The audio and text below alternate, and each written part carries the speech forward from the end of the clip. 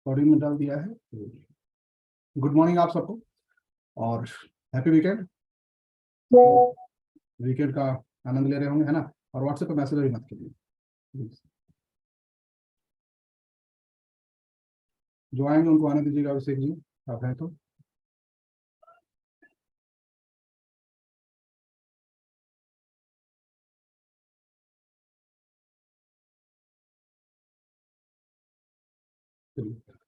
पिछली क्लासेस में हम लोगों ने सीखा कि बाजार में काफी शॉर्टर टाइम को हम लोग किस प्रकार से प्राइस को रीड करने की कोशिश करते हैं, ठीक है। क्योंकि शॉर्टर टाइम में प्राइस को रीड करने का मकसद ये है कि आप लोगों में से बहुत से ऐसे लोग होंगे जो शॉर्ट टाइम ट्रेडिंग करते होंगे, खास करके इंट्राडे ट्रेडिंग करते होंगे। तो उनको ध्यान में रखा गया है कि उनका पहले लॉस को रोक दिया जाए। उनकी जब लॉसेज रुकेगी तब जाकर स्थिति कुछ और बेहतर होगी, है ना। तो ये ध्यान में रखा गया है। एक मिनट में आप लोगों को थोड़ा सा लेना चाहूंगा। आवाज सबको क्लियर जा रहा है? हाँ गुरुजी। Yes sir. आवाज आ रही है। Okay, thank you. क्योंकि कुछ लोगों ने कहा कि सर हमें साउंड में थोड़ी सी परेशानी है, तो मुझे लगा कि मेरे एंड से तो कोई दिक्कत नहीं है। तो आई थिंक प्रॉब्लम है आपके एंड से हो सकता है। तो आप लोग एक बार इसको देख लीजिए। ओके, प्रॉब्लम आपके एंड से होगी। और चलिए, बीच में हम बोलेंगे नहीं तो मेरा पूरा का पूरा ट्रैक रिस्टार्ट हो जाता है। अननेसेसरी मैसेज मत कीजिए सर, नहीं तो फिर मैं मैसेज अपने सिस्टम से हटाना पड़ेगा। फिर आप लोगों को ही प्रॉब्लम होगी, बार बार टाइम पे जवाब दे देता वो नहीं हो पाएगा ना। आपकी नेटवर्क इशू है, जिनकी भी आवाज कट कट के आ रही है, चाहे कोई भी प्रॉब्लम है, आपकी नेट की इशू होगी, आप प्लीज रिजॉल्व कर लीजिए, ठीक है। बाकी सभी लोगों को आ रही है, कोई दिक्कत नहीं है। मैं एक बार और वेरीफाई कर लेता हूँ, उसके बाद वेरिफिकेशन नहीं है। अगर किन्हीं को नहीं आ रहा है तो बताइए किनका नहीं आ रहा है।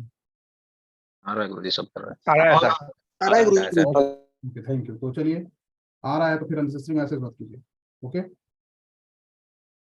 पढ़ने दीजिए। बाकी अगर आपको कुछ भी छूट जाएगा तो फिर आप वीडियो देख लीजिएगा, तो भी आपको समझ में आ जाएगी। ओके, ठीक है। इसको 5 मिनट आगे बढ़ा लीजिएगा आप लोग, फिर देखना शुरू कीजिए वेबसाइट पे, ओके।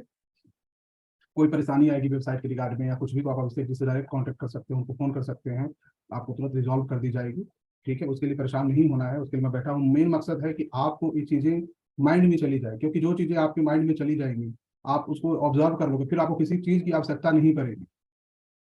नॉलेज जो है सर कि आप जब बाजार में हैं तो उस चीज को लाइव फील कर सके, हाँ यहाँ पे ऐसे करेगा, ठीक है। तो अभी तक आप लोगों ने सीखा ओपन हाई, ओपन लो, और साथ ही साथ वीवेक को किस प्रकार से यूज करते हैं, और एक पैटर्न के बारे में। जो पैटर्न एक्सपायरी डे में मेनली बनता है, नॉर्मली आपको जनरल मार्केट में जल्दी नहीं दिखेगा, बट जब भी बनेगा वो पैसा देगा। तो लाइव मार्केट में जिस दिन भी ऐसा बनने को होगा, मैं आपको जरूर एक बार अपडेट करूंगा, और साथ ही साथ ट्रेड भी अपडेट करने का प्रयास करूंगा। अभी हम लोग आने वाले कुछ क्लासेस चार्ट रीडिंग पे फोकस करेंगे। मकसद क्या है सर कि मैं आपको कहीं से भी बताऊं, या आप कहीं से भी पहले सीखे हों, ट्रेनिंग लिए हों, क्लासेस किए हों, या मार्केट में काफी दिन से हो सकता है कि आप मार्केट में 10-20 साल से ज्यादा समय से भी हो, उसके बावजूद आप बाजार में कहीं ना कहीं कठिनाई फील करते हो, चाहे वो ट्रेडिंग है, चाहे वो इन्वेस्टिंग है। मतलब जिस फील्ड में आप गए वहीं पे आपको दुखी किया बाजार में। ये वाली अगर फीलिंग दे रही है तो उसी के कारण है कि आपको पहले प्राइस रीडिंग आनी ही चाहिए। प्राइस रीडिंग जब आपको आ जाती है तो उसके बाद ही आप आगे बढ़ेंगे। तो प्राइस रीडिंग के लिए हम लोग करते क्या है, चीजों को समझिए। हम लोग क्या करेंगे, कभी ओपन इंटरेस्ट पढ़ने चले जाएंगे, कभी पीसीआर पढ़ेंगे, कभी कुछ डाटा पढ़ेंगे, कभी इलियट वेव पढ़ेंगे, कभी नियो वेव पढ़ेंगे, कि इस तरह से हम ट्रेंड की डायरेक्शन का पता कर लें। बट क्या ये सही तरीका है जिससे कि आप ट्रेंड की डायरेक्शन को पता कर सकते हैं? तो आंसर है नो। आप इस तरह से ट्रेंड की डायरेक्शन का पूर्णतः पता नहीं कर सकते और उस पर कन्विक्शन से आगे नहीं बढ़ सकते हैं। तो ट्रेंड की डायरेक्शन का अनुमान लगाने के लिए आप क्या कर सकते हैं कि मैक्सिमम टाइम आप सही रहें। तो उसका सिंपल सा तरीका है कि प्राइस और उसकी एवरेज को फॉलो कीजिए। आप प्राइस और उसकी एवरेज को जब तक फॉलो नहीं करेंगे, आप ट्रेंड की डायरेक्शन का पता नहीं लगा सकते हैं। और मेनली हम लोग इमोशनल होकर चार्ट रीडिंग जब भी करेंगे तो दुखी होंगे। इमोशनल होकर चार्ट रीडिंग मींस कि जैसा कि आपने देखा होगा, ऐसे बहुत से रिटेलर्स के साथ होता है कि जब मार्केट अप ट्रेंड में होता है तो वो पीई के बारे में सोचते हैं और पीई का ही ट्रेड लेने का कोशिश करते हैं, और जब मार्केट एक टॉप बनाकर डाउन ट्रेंड की ओर बढ़ती है तो वो अपनी पोजीशन को सी में बनाना शुरू कर देते हैं खास करके, और उसको ही एडजस्ट करते हैं। अगर वो हेजिंग भी करते हैं फ्यूचर और ऑप्शन के द्वारा, तो भी वो कॉल साइड के ही हेजिंग में बैठे रहेंगे, पुट साइड की हेजिंग में नहीं आएंगे। और जब पुट साइड की हेजिंग में आप आएंगे, उस समय मार्केट कहीं ना कहीं अपने बॉटम या एक मेजर सपोर्ट के पास खड़ा होगा, और वहां पे आप वो बनाएंगे, और आपके बनाने के उपरांत तो फिर से वहां से पलट जाता है। जब वो पलटती है तो या तो आप लॉस बुक कर लेते हो या उसको एवरेज करते हो। उस केस में और ऊपर जाती है और अपना रिटेस्ट करके गिर जाती है, और तब तक आपका लॉसेज हो चुका होता है, तब तक आपके लॉसेज हो चुकी होती है, तो ये एक बहुत बड़ी परेशानी आ गई। ये परेशानी मुझे लगता है कि आप लोगों में से काफी लोगों को आता होगा कि ट्रेड को समझ तो रहे हैं बाजार में कि हाँ यहाँ ऐसे करेगा, बट आप ट्रेड हमेशा उल्टी डायरेक्शन में लेते हैं। तो इनसे बचने के लिए क्या है कि आपको चार्ट रीडिंग आनी चाहिए। इसीलिए इस क्लासेस में इस बार मैंने फोकस किया है कि आप लोगों की चार्ट रीडिंग सबसे पहले करवाई जाए, उसके बाद जो बचा कुचा रहेगा हम एंड में अपनी तरफ से आपको एक आध महीने और पढ़ाएंगे और वहां पे हम आपको बता दें। लेकिन शुरुआत में बेसिक जो नीड है हमारी कि हमें ये आना ही चाहिए, तभी तो हम ट्रेड डिसीजन लेंगे कि हमें वहां पे हेज करनी है, कौन सी हेज करनी है, क्या वहां पे बेस्ट रहेगा या नेकेट जाना चाहिए। तो जब तक हमें प्राइस रीडिंग नहीं आएगा हम आप कुछ नहीं कर सकते इस बाजार में। और प्राइस रीडिंग बिल्कुल प्रैक्टिकल होनी चाहिए, हमारा माइंड जो कह रहा है वो नहीं होनी चाहिए। तो आज की क्लास में हम लोग चर्चा करेंगे कि प्राइस की रीडिंग सिंपल वे में, जैसे जो अभी मैं मान के चल रहा हूं कि आपको बाजार में कुछ नहीं आता है, उस टाइप के अगर ट्रेडर आए हैं इस मार्केट में, तो सिंपल वे में हम प्राइस की रीडिंग कैसे करेंगे, क्या क्या चीजें होती है। तो उसमें आज हम लोग जानेंगे पीआर पीएस के बारे में, आज हम लोग जानेंगे हिलेगा मिलेगा कि एडवांस तरीके से यूजेज कैसे कर सकते हैं जिससे कि हम अपने एरर को काफी जीरो लेवल पे ले आए। साथ ही साथ हम ओआरवी के बारे में भी जानेंगे कि उसे हम डे ट्रेडिंग में किस प्रकार से यूज करते हैं। तो इन सारी चीजों को आज हम लोग जानने का प्रयास करेंगे, समझने का प्रयास करेंगे। आपका काम होगा कि लाइव मार्केट में उसको चेक करना कि क्या मैंने जो बताया है क्या वहां काम कर रहा है। क्लियर है? तो कोई भी ट्रेड लेने से पहले आप लोगों को मैं बता रहा हूं, कोई भी ट्रेड लेने से पहले डे टाइम फ्रेम को एक बार जरूर देखनी है। अगर आप डे टाइम फ्रेम को नहीं देखोगे तो क्या क्या कठिनाई होगी मैं आपको आज दिखाने वाला हूं। इसे आप देखिए और समझने का प्रयत्न कीजिए। मैं आपको निफ्टी के संदर्भ में बता रहा हूं, आप कोई भी स्टॉक देख सकते हैं। सिंपली मैं डे टाइम फ्रेम का आपको ट्रेंड को दिखाने का प्रयत्न करूंगा।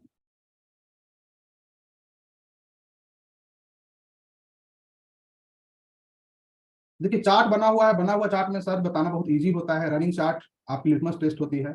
यही कारण है कि मैं कोशिश करता रहता हूँ टेलीग्राम वगैरह के माध्यम से कि आप लोगों को लाइव मार्केट में भी बताता रहूँ क्या होगा क्या नहीं होगा, और जो होता है वो सामने होता है। ठीक है, तो चार्ट रीडिंग करने के बहुत से तरीके हैं। टेक्निकल एनालिसिस में आप जब चार्ट रीडिंग करने जाते हैं तो तरीका क्या है कि आप कुछ लोग वेव के थ्रू करते हैं, कुछ लोग एवरेज के थ्रू करते हैं, कुछ लोग प्राइस एक्शन करते हैं। तो मैं आपको बताना चाहूंगा कि सबसे बेस्ट जो एनालिसिस होती है प्राइस एक्शन और एवरेज को मिक्स कर दीजिए।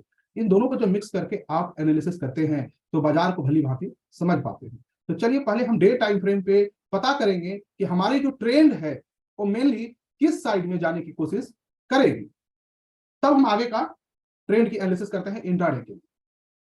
अब आप लोगों को मैं एक चीज बस दिखाना चाहता हूं, मैं यहाँ कोई इंडिकेटर भी नहीं डाल रहा हूं, कुछ भी नहीं डाल रहा हूं, बिल्कुल प्राइस एक्शन की बात करूंगा, बिल्कुल प्राइस एक्शन की बात करूंगा ताकि आप लोग अपनी इमोशन एक्शन वहां ले सकें। जो भी मुझे जानते हैं या यूट्यूब पे आप फॉलो करते हैं तो आपने देखा होगा कि इस दिन की बात होगी याद आप लोगों को, यहीं पे शायद मैंने एक वीडियो बनाया था 7-8 दिसंबर के आसपास। तो मैंने क्या कहा था कि मार्केट जो ये गिरी है यहाँ पे आ गई थी, इसके पास यहाँ भी था और यहाँ भी था, गिरी है, ये ज्यादा इसके इस एरिया के पास रिटेस्ट करने जाएगी और रिटेस्ट करके दोबारा फर्दर फॉल करेगी अगर फुल कैंडल क्लोज नहीं करती है। तो इस एरिया के ऊपर बाजार ने क्या किया कि तेजी से ऊपर गया और जाने के बाद अगले दिन ही नीचे गिरा था। जिस दिन हमने कहा था आप लोगों को कि फ्यूचर हेज बनाओ, पी पे फोकस करो, शायद एक्सपायरी भी थी। तो लॉजिक यही था। इसका क्या कारण था? तो इसका कारण क्या है कि जब भी कभी ऐसा हो कि कोई गिरता हुआ प्राइस एक ही जगह पे रुकने लगे, एक ही जगह पे थमने लगे, तो आपको ये समझ लेना है कि वहां पे कुछ ना कुछ है, वहां पे कोई एवरेज है, कोई एवरेज है। एवरेज पे भी मैं क्लास लूंगा, ठीक है, एवरेज पे भी मैं क्लास लूंगा, खास एवरेज। अब यहां देखो मैं आपको एक चीज दिखाता हूं।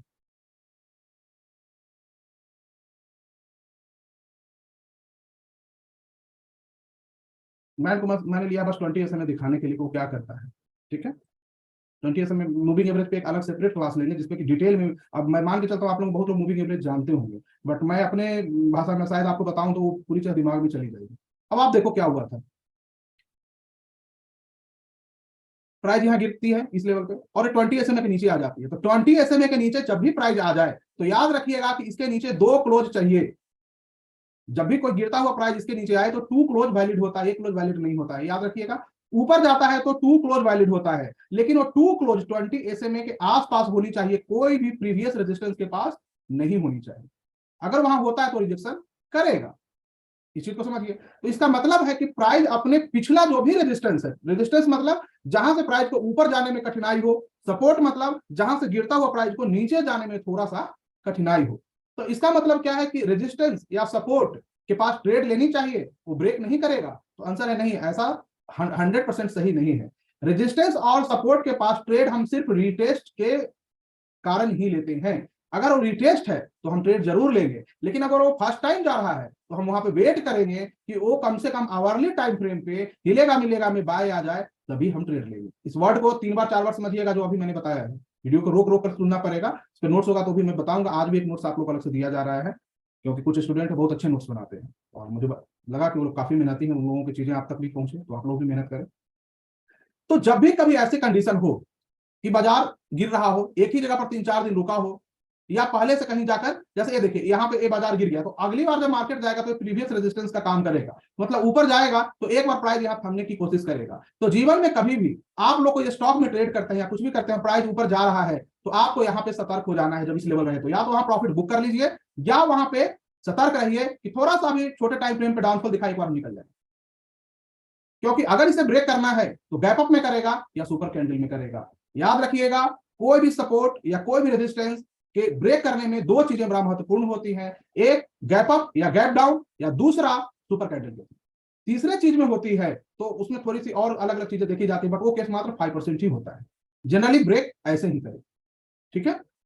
अब प्रीवियस सपोर्ट प्रीवियस रेजिस्टेंस आपको कहीं भी चार्ट में मार्क करके रखना है डे टाइम फ्रेम पे। जैसे देखिए, ए प्राइस यहां पे गया और गिरा है, तो हमें मानेंगे दोबारा यहां पे जाएगा तो गिरेगा। तो उस केस में हम गलती क्या करते हैं कि जो पंटर है, बड़ा पैसा, जो स्मार्ट मनी है, वो तो हमारे ही पैसे लेकर राजा बना है, तो वो क्या करेगा कि ए जो हमारी रेजिस्टेंस पॉइंट है, इसके ऊपर कहीं ना कहीं जाकर क्लोज करवा देगा, इसके ऊपर क्लोज करवा देगा। बट मैंने क्या कहा कि इसके ऊपर हमें 2 क्लोज चाहिए, वो भी full candle.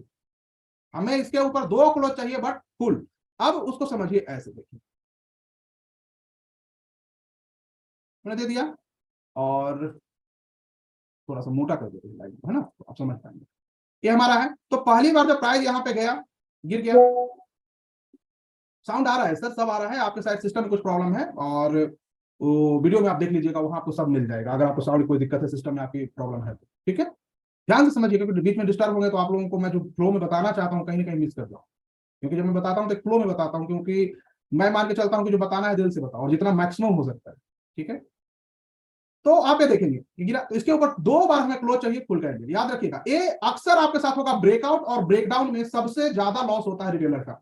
Retailer breakout strategy देखती है, बट ब्रेकआउट को कैसे हमें ऑब्जर्व करना है, कैसे रीड करना है, ये पता नहीं। नतीजा क्या है कि हमें कहीं ना कहीं नुकसान का सामना करना पड़ता है। तो हमें 2 क्लोज, अब 2 क्लोज नहीं करेगा तो प्राइस फिर क्या करेगा, एक बार फर्दर गिरने का प्रयास करेगा। और अगर वो फेल कर जाए प्राइस, मतलब ये गिरा और इस एरिया में ट्रेड करने लगे, तो आप मान लेना कि इसके ऊपर हम हाई पे ऐसे लगाएंगे, और कोई भी नीचे का फ्यूचर हेज या पुट साइड स्प्रेड या नेकेड लेते हैं तो नेक्स्ट मंथ की एक्सपायरी का लेकर ट्राई करेंगे। तो ऑप्शन की क्लासेस में मैं डिटेल में बताऊंगा कब कौन सी ऑप्शन की हेज बनानी चाहिए, कब कौन सी नहीं बनानी चाहिए, कब आपको ट्रेड करना चाहिए, कब आपको ट्रेड नहीं करना चाहिए। सेम इन्वेस्टमेंट के भी क्लास में बताऊंगा कब पेनी स्टॉक लेना है, कब नहीं लेना है, कब लार्ज कैप लेना है, कब एसएमई लेना है, कब नहीं लेना है, क्यों एसएमई का आईपीओ बेस्ड होता है, इन सब पे हम चर्चा करेंगे।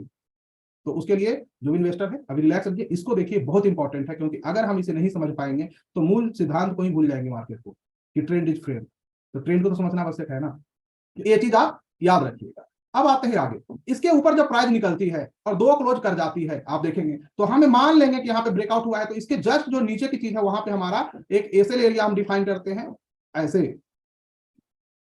जो भी इसके ऊपर क्लोज कर गया 2, तो हम मान लेंगे तो ऐसे 2-3 दिन क्लोज कर जाता है आराम से, जल्दी नहीं भागता है। अगर उसको ऊपर जाना है तो 3-4 दिन वहीं पे ट्रेड करता रहेगा, मतलब आपको मनवाता रहेगा कि मैं नीचे भी जा सकता हूं, ऊपर कंफ्यूजन में रखता है। मार्केट की नेचर है, बाजार की नेचर है, वो आपको हमेशा कंफ्यूजन में रखेगा, क्योंकि उसे पता है कि अगर आप अपने आप के कन्विक्शन में आ गए तो आप ऐसा बना लोगे, तो आपको कंफ्यूज करके रखेगा कि हो भी सकता है, नहीं भी हो सकता है, ये भी होगा, वो भी होगा, बट आपको समझना है कि क्या होगा। याद रखिए, ट्रेडिंग क्या है, know the risk, define the risk, adjust the risk, enjoy the risk, यही ट्रेडिंग। तो आपको जैसे ही यहां रुकता है तो आपको रिस्क पता लग जाता है कि इसके नीचे दैट इज एसएल। तो इस एरिया में अगर आप कोई भी ट्रेड बनाते हैं, 2-3 दिन जब रुक गया है, 2 क्लोजिंग हो गई है, तो आपका एसएल इसके नीचे होगा। याद रखिएगा कि अगर आपने 18,050 18,100 के पास कोई भी हेज बना लिया, कॉल साइड स्प्रेड बना लिया, या पुट साइड में आपने कुछ तूफानी बना लिया, व्हाट्सएवर कुछ भी, तो सारी डिटेल में बताऊंगा हेज की, मैं अभी समझाने के उपलक्ष्य में बता रहा हूं आपको। तो आपको एसएल इसके नीचे होगा। अक्सर वो ट्रेडर मारे जाते हैं जो अपनी एसएल को डिफाइन नहीं करते, अक्सर वो ट्रेडर मारे जाते हैं जो अपनी एसएल को डिफाइन नहीं करते हैं, या एडजस्टमेंट एरिया, मतलब इसके नीचे अगर ट्रेड करने लगा तो मैं अपनी पोजीशन को एडजस्ट करूंगा या मैं उसको एसएल पे काट के लिख लूंगा। सब लोग पूछते हैं सर मैं एडजस्ट कहां से करूं, मुझे पता ही नहीं है। तो आपको एडजस्ट यहीं से करनी है, चाहे आपने किसी प्रकार की हेजिंग बनाई हो, आपको एडजस्ट यहीं से करनी है। आपने नेकेड भी ट्रेड लिया है तो आपको एडजस्ट यहीं से करना है, ठीक है। तो एडजस्टमेंट एरिया आपको पता हो गया। आगे से कभी भी याद रखिएगा कि एसएल जब ब्रेक करता है तो एडजस्टमेंट एरिया शुरू होती है। अब आते हैं यहाँ के केस में, मैं पीआर और पीएस आपको समझाने का प्रयास कर रहा हूँ, बहुत इंपॉर्टेंट होता है ट्रेडिंग में, खासकर इंट्राडे डे ट्रेडिंग हो चाहे इन्वेस्टमेंट हो, हर जगह पे काम करता है। सेम यहाँ पे आप देखेंगे कि जो प्राइस है इसके ऊपर हमें 2 क्लोज करनी है, बट क्या होता है एक होता है और दूसरे दिन गैप डाउन होकर नीचे आ जाती है। तो 1 आवर अगर नीचे रहती है, हम यहाँ पे कोई भी पोजीशन बनाएंगे ऐसे रखेंगे इस हाई के ऊपर या एडजस्टमेंट पॉइंट हाई के ऊपर। यही कारण था कि उस दिन एक्सपायरी में हमने कहा था पी पे फोकस रखो या फ्यूचर हेज बनाओ, बहुत चीजें बात हुई थी। तो इस चीज को हमेशा याद रखिएगा। अब एक जोन तो ये हो गया, एक दूसरा और जोन होता है सर, कभी भी प्राइस गिर के ये 20 SMA के नीचे 1 2 3 4 5 यहाँ पे ट्रेड करने लगा 3-4 दिन तक, और जब ट्रेड करता कोई दिन ऐसा हो कि ये जो 2-3 दिन ट्रेड हुआ है उसके लो के नीचे क्लोज कर जाए, तो वहां मान लेना का बीबी ब्लास्ट की तैयारी कर रही है, वो छोटा ब्लास्ट करे या बड़ा करे वो कर जाएगी। इस दिन भी हमने फ्यूचर हेज की बात की थी कि फ्यूचर हेज बनाओ, उस दिन अंडमान में मैं था, फिर भी वहां से मैंने मैसेज दिया था फ्यूचर हेज बनाओ और कोई लॉन्ग साइड मत जाना, तो यही कारण था। तो आपको चार्ट रीडिंग में इन सब चीजों को देखना है। एक कैंडल नहीं है, एक प्राइस है, ये ह्यूमन इमोशन के द्वारा बनाया गया है। इसे हम लोग देखेंगे। 17 प्रकार के हमारे चार्ट रीडिंग होते हैं, बेसिक हम रियल टाइम में देता है इसलिए इस पे बता रहे हैं। आने वाले वक्त में और भी 2-3 पे हम चर्चा करेंगे कि इसको कैसे देखना है, लेकिन बेसिक चीजें आपको आनी चाहिए। ये हो गया।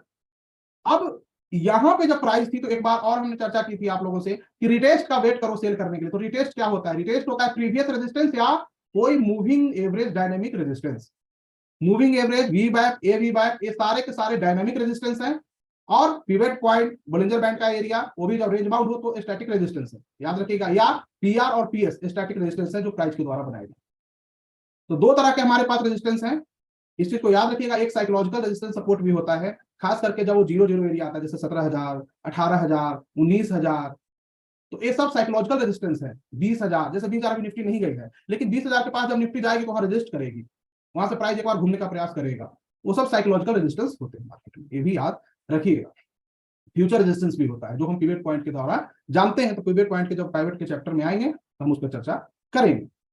तो अब प्राइस गिर के यहां आई है, तो पिछली बार क्या हुआ था, यहीं से आकर घुमा था, इस बार भी यही आई है। तो इसका मतलब क्या है कि इस बार भी प्रयास करेगा प्राइस कि यहां से हम थोड़ी सी अपसाइड लें। इस बार भी प्रयास करेगा कि हम थोड़ी सी अपसाइड लें, लेकिन कहां तक? अब तो रेजिस्टेंस के नीचे आया है, तो ये मैक्सिमम कोशिश करेगा कि इस एरिया तक हम रेजिस्ट लें। ये तो हो गई प्राइस एक्शन के थ्रू बात। अब आते हैं इसमें और भी बहुत सारी चीजें हैं जो हमें देखनी चाहिए, ठीक है। अब देखिए यहां से गिरता है और एक डब्ल्यू जैसा बनाता है, तो ये जनरली डब्ल्यू बनाकर प्राइस आगे बढ़ता है। यहां पे जो आई है एक फॉर्मेशन इस टाइप की है। तो डब्ल्यू टाइप जब भी बन जाती है तो हम इसे ट्रेड क्यों करते हैं? अभी से नहीं मानना है कि हमें डब्ल्यू डब्ल्यू में ट्रेड कर लेना है, ठीक है ना। अभी इसको बनने दीजिए, और इस एरिया के ऊपर जब निकल के ट्रेड करने लगे, मतलब 18,284, तभी आपको वैलिड होगा और आपको इसमें ट्रेड लेना है लॉन्ग साइड। जैसे कि ये बना, तो इस एरिया के ऊपर जब निकल के ट्रेड करने लगा, तो इस जोन में हम कहीं ना कहीं ट्रेड इनिशिएट करेंगे जो आगे लॉन्ग साइड का होगा। हम इस एरिया में कुछ भी नहीं करेंगे, एग्रेसिव हो जाएगा ये और हमें ट्रैप कर सकता है। प्राइस को बोलने दीजिए कि हम क्या करना चाहते हैं, क्लियर है, तब जाकर हम आगे डिसीजन लेंगे। यहाँ पे तो डब्ल्यू वाले जो है वो रुकेंगे, इसको ब्रेक करने का वेट करेंगे, तब हम आगे प्लान करेंगे। जब तक इसको नहीं ब्रेक करेगा वैलिड नहीं है, क्लियर है। अनुमान लगाना और अनुमान पे ट्रेड करना दोनों अलग बातें हैं, मैं आपको समझा रहा हूँ चार्ट रीडिंग में। इसलिए अनुमान कम लगाना है, उस पर ट्रेड ज्यादा करना है, और वो तभी संभव है जब दिमाग में बहुत सारी चीजें नहीं लाएंगे, हमारी रास्ता बिल्कुल क्लियर होगा। तो चार्ट में ये भी चीजें रीड करनी है। अब आप डे ट्रेडिंग करते हो, तो डे ट्रेडिंग में इन सारी चीजों को, पिछली बार रेजिस्टेंस बना था नहीं बना था, पिछली बार डे टाइम पे कहां से प्राइस घूमा है, तो पिछली बार अगर यहां से प्राइस घूमा है, आपको सिंपली करना क्या है, एज ए ट्रेडर यहां पे एक ऐसे हॉरिजॉन्टल लाइन खींच के छोड़ देना है, और दोबारा जब भी इसके पास प्राइस आए, आपने अगर शॉर्ट सेल की पोजीशन ली है, एक बार निकल जाना है और लॉन्ग साइड में स्प्रेड बनानी है, नेकेड ऑप्शन में नहीं जानी है, लॉन्ग साइड में फ्यूचर हेज बनानी है, जिसपे मैं डिटेल में आपको आने वाले क्लासेस में चर्चा करूंगा। बट उस पर मैं अभी इसलिए नहीं कर रहा हूं कि ये बहुत जरूरी है। मैंने पास्ट में देखा है कुछ क्लासेस में कि मैंने लोगों को ऑप्शन स्टार्टिंग में बताई, वो चार्ट रीडिंग में कमजोर पड़ गया, नतीजा क्या हो, वो बेचारे अब जाकर अपना ठीक कर रहे हैं। तो मैं नहीं चाहता हूं कि जो नए लोग आप लोगों में आए हो वो उनको ये परेशानी आए, उनको ये परेशानी यहीं से हुई। तो ये आपको आना ही चाहिए, ये मस्ट नो वाली नॉलेज है, मतलब आना ही चाहिए आपको। तो यहाँ पे इस टाइप की हम लोग पोजिशन बनाते हैं, इसका यूज भी ऐसे ही करते हैं, बट ये रिस्की होता है, ये पोजीशन थोड़ी सी रिस्की होती है। बट जब हम हेज करके जाते हैं तो मैक्सिमम रिस्क कितना, 15 से 20 पॉइंट ऑप्शन में, 25 पॉइंट ऑप्शन में, उससे ज्यादा तो मार्केट ले ही नहीं सकता है, तो हम 25 पॉइंट एडजस्ट कर सकते हैं। ठीक है, तो हम चर्चा करेंगे ऑप्शन में, इसलिए कंफ्यूज मत हो जाइएगा, आप लोग डिमांड मत कीजिएगा, तो फ्लो में जाने दीजिए, मुझे पता है कि आपको कितना कब देंगे। ठीक है, और ओल्ड स्टूडेंट आराम से आप लोग अपना फाइन ट्यून कीजिए, आप लोग की जो कमियां होगी दूर हो जानी चाहिए, इस पर कोई एक्सक्यूज नहीं, मार्केट से तू तराक में बातें करनी है तो इसको आप जानिए, मुझे पता है क्या दिखते क्या। तो हो गया इतना, आगे डिटेल में और पीआरपीएस पे करेंगे, मंथली टाइम फ्रेम पे, इतना आपको समझ में आ जाना चाहिए। चलिए बैंड को हटा देते हैं, बुलिंजर बैंड पे हम डिटेल लेंगे क्योंकि बहुत ही डिमांडेबल चीज है और इसमें काफी चीजें हैं जो आपको आनी चाहिए, काफी हिडन है जो दुनिया को नहीं पता है। अब हम बात करेंगे आज एक और चीज की ट्रेडिंग में, जिसका हम इंट्राडे में खास करके काफी ज्यादा यूजेस करते हैं। इसे हम वीवैप के साथ अगर मिला दें, ओपन हाई सब मिला दें, तो काफी किलर हो जाता है, काम करता है। वो क्या चीज है, वो है आपकी ओपनिंग रेंज। कहा जाता है कि ओपनिंग रिटेलर करवाता है और क्लोजिंग प्रोफेशनल लोग करवाते हैं, इसीलिए क्लोजिंग ज्यादा इंपॉर्टेंस रखता है ओपनिंग की अपेक्षा। इसीलिए हम लोग प्रत्येक कैंडल हो, चाहे डे टाइम फ्रेम हो, चाहे मंथली टाइम फ्रेम हो, चाहे ईयरली टाइम फ्रेम हो, हम लोग क्लोजिंग का वेट करते हैं और तब कहते हैं, तब हम प्राइस के बारे में एनालिसिस करके बताएंगे कि आगे क्या होगा। तो क्लोजिंग प्राइस बहुत ही इंपॉर्टेंट है। क्लियर है?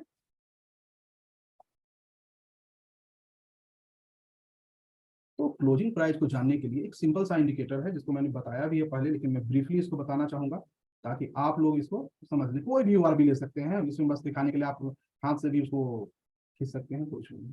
हम कोई भी छोटा टाइम फ्रेम लेंगे, 15 मिनट का, 30 मिनट का, 1 आवर का, आपकी जो भी हो इच्छा। नए लोग 1 आवर का लीजिएगा, 1 आवर कितना फायदेमंद हो आपको समझ में आया होगा। इस बार मैं 30 मिनट का आपको बताने का प्रयत्न करता हूँ ताकि आप इसको भली भांति समझ पाए।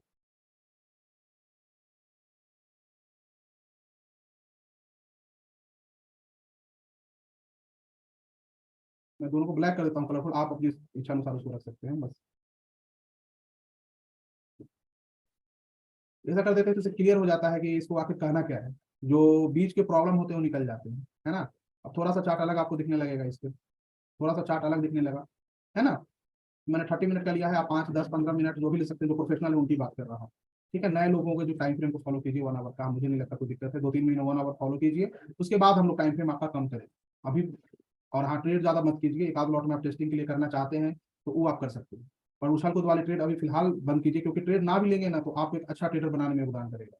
वो क्या करेगा कि आपको कंट्रोल करवाएगा, सेल्फ कंट्रोल। सेल्फ कंट्रोल करना भी ट्रेडिंग का एक पार्ट है, ट्रेडिंग साइकोलॉजी का। तो बहुत लोग उसको नहीं कर पाते हैं, ये इसी कारण मैंने आप लोगों को उसमें डाला है कि आप कंट्रोल करो अपने आप को, तब जाकर आगे हम इसको चर्चा करेंगे। अब देखो ये कहता क्या है कि ये ओपनिंग रेंज है किसका, प्राइस का, जो मॉर्निंग में ओपन हुई, और ये 30-30 मिनट का ट्रेड किया हुआ प्राइस है।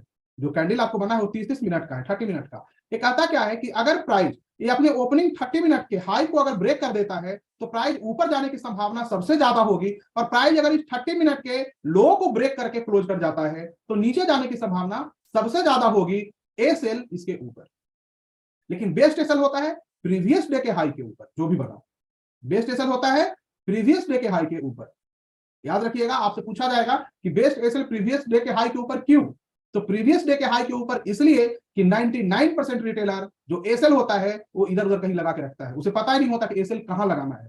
एसएल का मतलब स्टॉप लॉस भी नहीं होता है, एसएल का मतलब सेव लॉस भी नहीं होता है। एसएल का मतलब होता है कि यू आर द रॉन्ग, आप अपनी गलती मान लो, खुद के द्वारा गलती को मान लेना एसएल होता है। नहीं तो मार्केट जब गलती मनवाती है तो फिर एसएल का होता है, फिर तो कहता है कि अकाउंट वैनिश्ड, स्वाहा।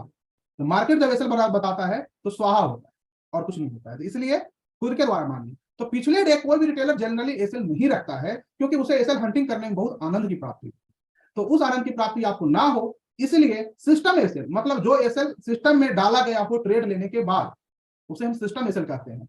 एक चाय पे चर्चा में हम इस पे भी कोशिश करेंगे आप लोगों को कि ट्रेड को कैसे लेते हैं बाय सेल। जब हम ऑप्शन की क्लासेस स्टार्ट होगी तो हेजिंग का ट्रेड में 3-4 सेगमेंट एक साथ लेते हैं, तो किसको कैसे लेते हैं उसको मैं वहां पे डिटेल में बताऊंगा। लिमिट ऑर्डर कैसे होते हैं, वॉल्यूम को कैसे बताते हैं, वॉल्यूम को कैसे छुपाते हैं, उन सब पे चर्चा करेंगे। ठीक है, लो लिक्विडिटी में कैसे लेंगे, हाई लिक्विडिटी में कैसे लेंगे, तो उस पर हम चर्चा करेंगे आप लोगों से, ठीक है। फिलहाल इसको समझ लीजिए। मतलब मन में अगर कोई डाउट है कि सर ये वो, तो मैं आपको बताऊंगा, आपके मन में जो चल रहा है वो हमें भी पता है, मैं भी वो दौर देख के आया और देखता हूँ, आज भी मार्केट लर्नर हो तो पता है। तो इसलिए आप रिलैक्स रहिए, प्रोसेस में जाइए और हर वीक आप इंप्रूव करते जाओ। हर वीक अपने आप में आपको इंप्रूवमेंट दिखाई देगी। जैसे पिछले वीक से इस वीक में आपको कुछ ना कुछ इंप्रूवमेंट अपने आप में मिला होगा, इस वीक आपको और मिलेगा, उसके आगे और मिलेगा, और इस तरह मुझे लगता है कि कुछ ही महीनों में आप इतने काबिल होंगे कि ऑप्शन को समझ पाएंगे, हेज कर पाएंगे। जैसे मैंने कहा ना कल की एक वीडियो में कि पैसा नहीं बनता है लोगों का, वो आर भी देख लो 30 मिनट का स्प्रेड बना लो इस साइड का, ये देख लो स्प्रेड बना लो इस साइड का, इतना कर सकते हो। करके ढक्कन बंद करो, 1 बजे देखेंगे, बीच में ना देखेंगे। तो होता क्या है कि आपका इमोशन जो है कंट्रोल हो जाता है। ऐसे क्या होगा, थोड़ा सा लाल देखेगा, भागो भागो भागो भागो, बुक कर लेते हैं, तो ज्यादा लॉस हो। थोड़ा सा प्रॉफिट आएगा, बुक कर 500 रुपये आ रहे हैं, तो उसमें इमोशन कंट्रोल होते हैं और आपको पैसा बराबर। और एसएल हंटिंग भी होती है, मान लीजिए ऊपर गया और फिर नीचे आया तो उससे भी आप बच जाते हैं, ठीक है। यानी उस पर हम चर्चा करेंगे अभी, बस इसको अगर आप पेपर पे करते हैं तो कर सकते हैं, एक आध लॉट में ट्राई कर सकते हैं देखने के लिए। तो इसके नीचे ब्रेक कर गया तो हम सेल की पोजीशन बनाते हैं, और इसके ऊपर आया तो हम बाय की पोजीशन बनाते हैं, और भी चीजों को देख लेते हैं, जैसे वीवैप हो गया आपका, ओपन हाई कोई पैटर्न बन गया है, तो उन सब चीजों को भी एक बार मिलाकर देख लेंगे। जैसा कि मैंने कहा है कि 7-8 चीजें हम लोग देखते हैं एक बार ट्रेंड की एनालिसिस करने में, ये पता करने में कि जो अनसर्टेन मार्केट है किस प्रकार से किधर जाने की कोशिश कर रहा है, उस अनसर्टेनिटी पे सर्टेनिटी बैठाना ही तो ट्रेडिंग है, ठीक है। आगे आप देखेंगे बनता है इस रेंज में है, नो ट्रेड रेंज, हम कुछ नहीं करेंगे, वेट। जब ऑप्शन सेलर जो है वहां पर कुछ न कुछ कर लेते हैं, लेकिन आप कुछ मत कीजिएगा जो नए नए हैं।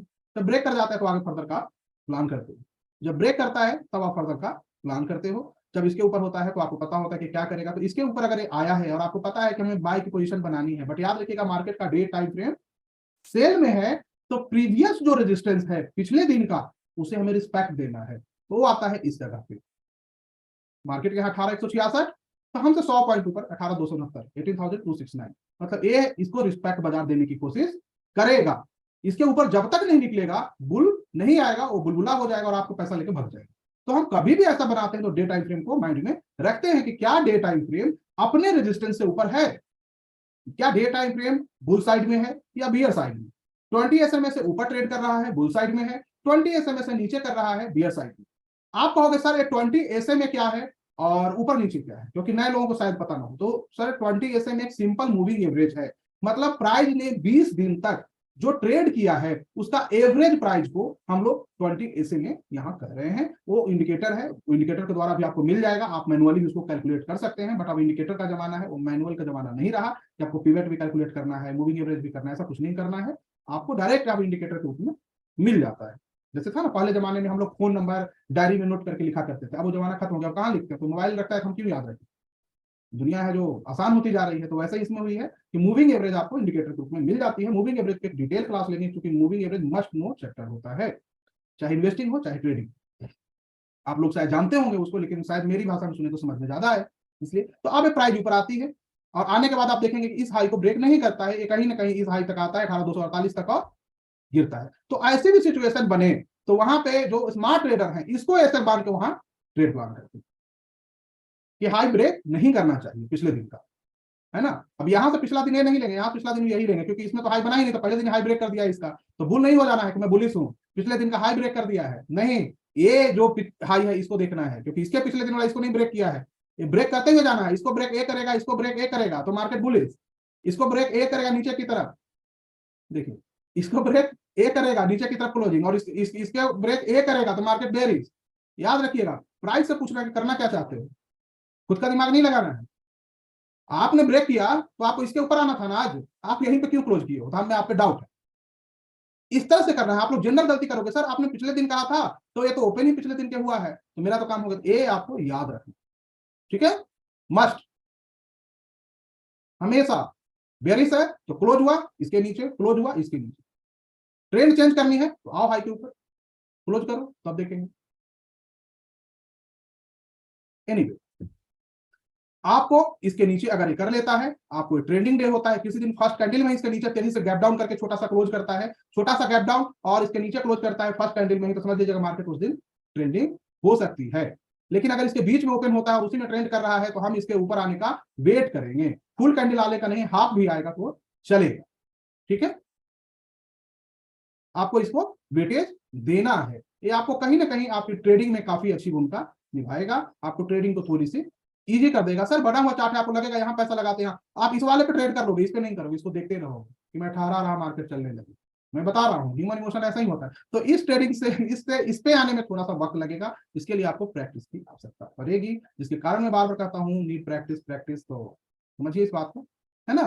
तो ये आप शायद समझ गए होंगे, और आप छोटे टाइम फ्रेम पे लें, बड़े टाइम फ्रेम पे लें, हर जगह पे आपको ये अपना इफेक्ट दिखाता हुआ दिखेगा। ऐसा कुछ भी नहीं है कि आपको दिखाता नहीं दिखेगा। ये आपको नहीं सोचना है कि मेरी 1 आवर तक मैं ट्रेड नहीं करूंगा तो दुनिया खत्म हो जाएगी, बिल्कुल नहीं सर। 1 आवर में नीचे आ गया, आप कहीं भी ट्रेडिंग डिसीजन लेंगे, एसएल इसके ऊपर बेस्ट, एसएल इस पे हाई के ऊपर। तो पोजिशनल वालों के लिए इंट्राडे करते हैं तो ये रख सकते हैं कि अगर मार्केट ज्यादा वोलेटाइल हो तो पिछले दिन का मार्केट आपको एसएल देना नहीं है सर। एसएल मतलब रॉन्ग होना। मान लीजिए आज हम रॉन्ग हो गए तो कल सही हो जाएंगे ना, तो हम एसएल ऐसी जगह देंगे कि भाई आज रॉन्ग हुए तो कल सही हो जाएंगे। अगर इसको काट लिया तो इसका मतलब हम कल भी सही नहीं होंगे, मार्केट 2-4 दिन के लिए गया।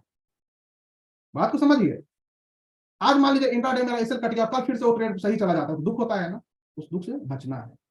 हम ये चीज अप्लाई करें और जैसे आप एक्सपर्ट होते जाएंगे आप अपना रास्ता खुद तलाश कर लेंगे। तो इसे आप यूज कर सकते हैं। इसे छोटे टाइम फ्रेम से लेके, मैंने यहाँ पे और कोई इंडिकेटर नहीं डाला है, मैं इंडिकेटर की दुनिया में आपको नहीं ले जाना चाहता हूँ, इसलिए मैं आपको बस सिंपली समझा 15 मिनट का है। देखिए तो सर इस तरह से काम करता है, क्योंकि अभी चार्ट बन गया है ना तो दिख रहा है, लेकिन वो दिल के धड़कन उसमें बढ़ती रहेगी।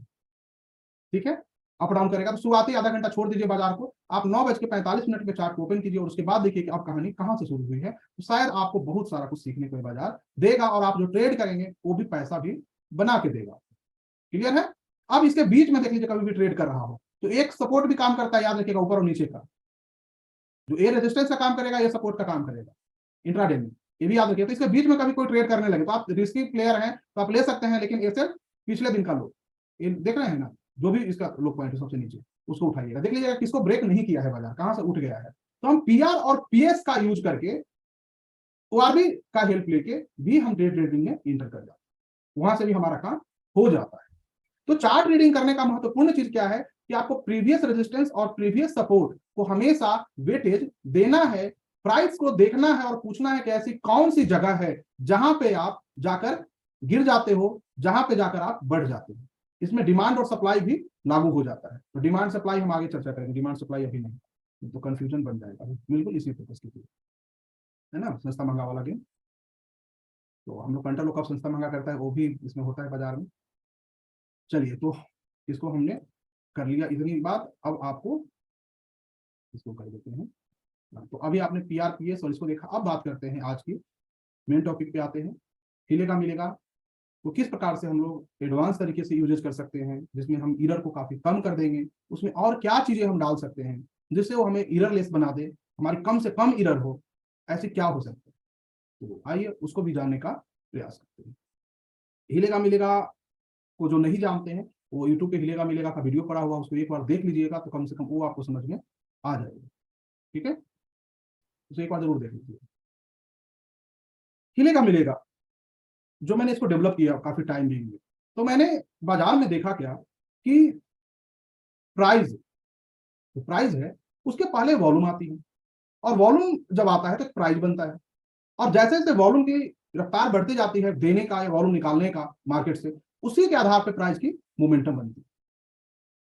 और उस मोमेंटम का एक स्ट्रेंथ होता है कि वो मजबूत मोमेंटम है या वीक मोमेंटम है। तो मार्केट में मूलतः 4 चीजें ही देखने को मिलती है, प्राइस, वॉल्यूम, मोमेंटम और स्ट्रेंथ। एक ट्रेडर जो होता है या जो एक इन्वेस्टर होता है वो इन्हीं चीजों में फंसा रहता है।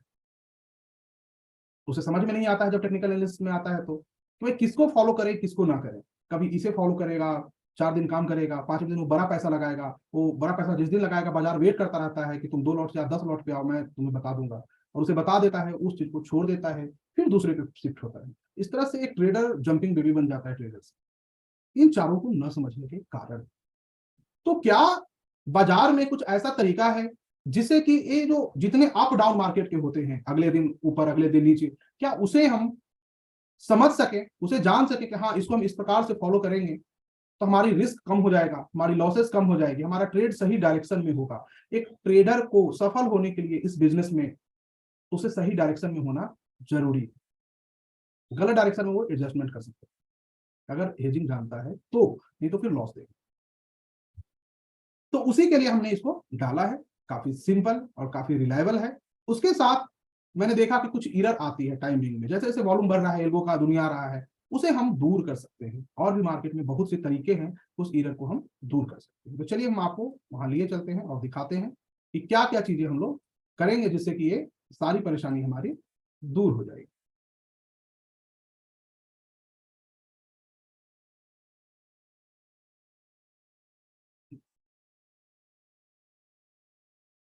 मैं यहाँ पे हटा देता हूँ, मैं इसे बनाना भी आप लोगों को एक बार बता देता हूँ, क्योंकि हो सकता है कि कुछ लोग नए हों, उन्हें इसको लगाना नहीं आए। ये जीरोधा में आपको लग जाएगा, आप स्टॉक में भी लगा सकते हैं। ट्रेडिंग व्यू में सुपर इंडिकेटर हिलेगा मिलेगा के नाम से बहुत से स्टूडेंट ने ऑलरेडी इसको बना रखा है। तो अगर आप ट्रेडिंग व्यू यूज करते हैं तो उसमें सुपर इंडिकेटर हिलेगा मिलेगा टाइप करेंगे तो आपको ये मिल जाएगा। लेकिन अगर आप जीरोधा या आप स्टॉक को यूज करते हैं तो उस केस में आपको ये दिक्कत नहीं आएगी। ठीक है, चलिए स्टडी में जाएंगे आप सिंपली, और हमें चाहिए बाजार का स्ट्रेंथ। स्ट्रेंथ को जानने के लिए हमें आरएसआई को लेना होगा, क्योंकि रिलेटिव स्ट्रेंथ। आरएसआई एक इंडिकेटर है जो कि 14 डे का पीरियड को फॉलो करता है। हम यहाँ पे 14 डेज को ना देके 9 डेज की देते हैं। इसमें भी और इंडिकेटर फ्यूचर हो सकता है कुछ डाटा चेंज करना पड़े आने वाले 4-5 महीने के बाद। मुझे लगता है कि बाजार वहां से चेंज करेंगे अपने टाइम से, तो वहां पे हम जो भी चेंज करेंगे आप तक जरूर लेके आएंगे, बट फिलहाल अभी कोई दिक्कत। ओवरबाउट जोन यहाँ हम 50 का रखते हैं, और ओवर सोल्ड जोन भी हम यहाँ 50 का ही रखते हैं, क्योंकि ओवरबाउट और ओवर सोल्ड की परिभाषा अलग है, वो इस प्रकार से इंडिकेटर से मापी नहीं जा सकती। यहाँ पे हमने थोड़ी सी कलर इसलिए चेंज कर दिया है ताकि एक आम आदमी को समझने में परेशानी नहीं हो। मैंने ब्लू कलर दिया है, जो अक्सर मैं पढ़ाने के क्रम में बोलता हूँ आप लोगों को कि पानी में क्या चला जाए तो सेल कर दे, है ना। इसलिए कि एक आम आदमी होता है जो इन कैंडलों की परिभाषा नहीं समझ पाता है, बट इसको इजिली समझ लेता है, और इसी कारण हमने इस पर बताया। चलिए आगे, तो आरएसआई हमने लगा दी, पीरियड 9 कर दिया है। अब आते हैं इसमें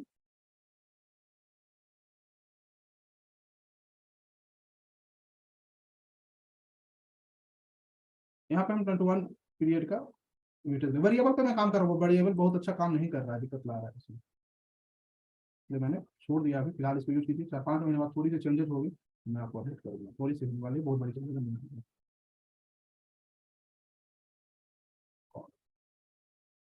काफी अच्छा काम करेगा। यहाँ हमने ईएमए को लिया है, ईएमए ऐसे में WMA सब मूविंग एवरेज है, weighted moving average, simple moving average. तो मूविंग एवरेज गूगल पे पर पढ़िएगा, आपको सारा डिटेल में समझ में आ जाएगी। ओके, ये फ्यूचर की टाइम फ्रेम लगी हुई है। अब यहाँ पे आप देखिए,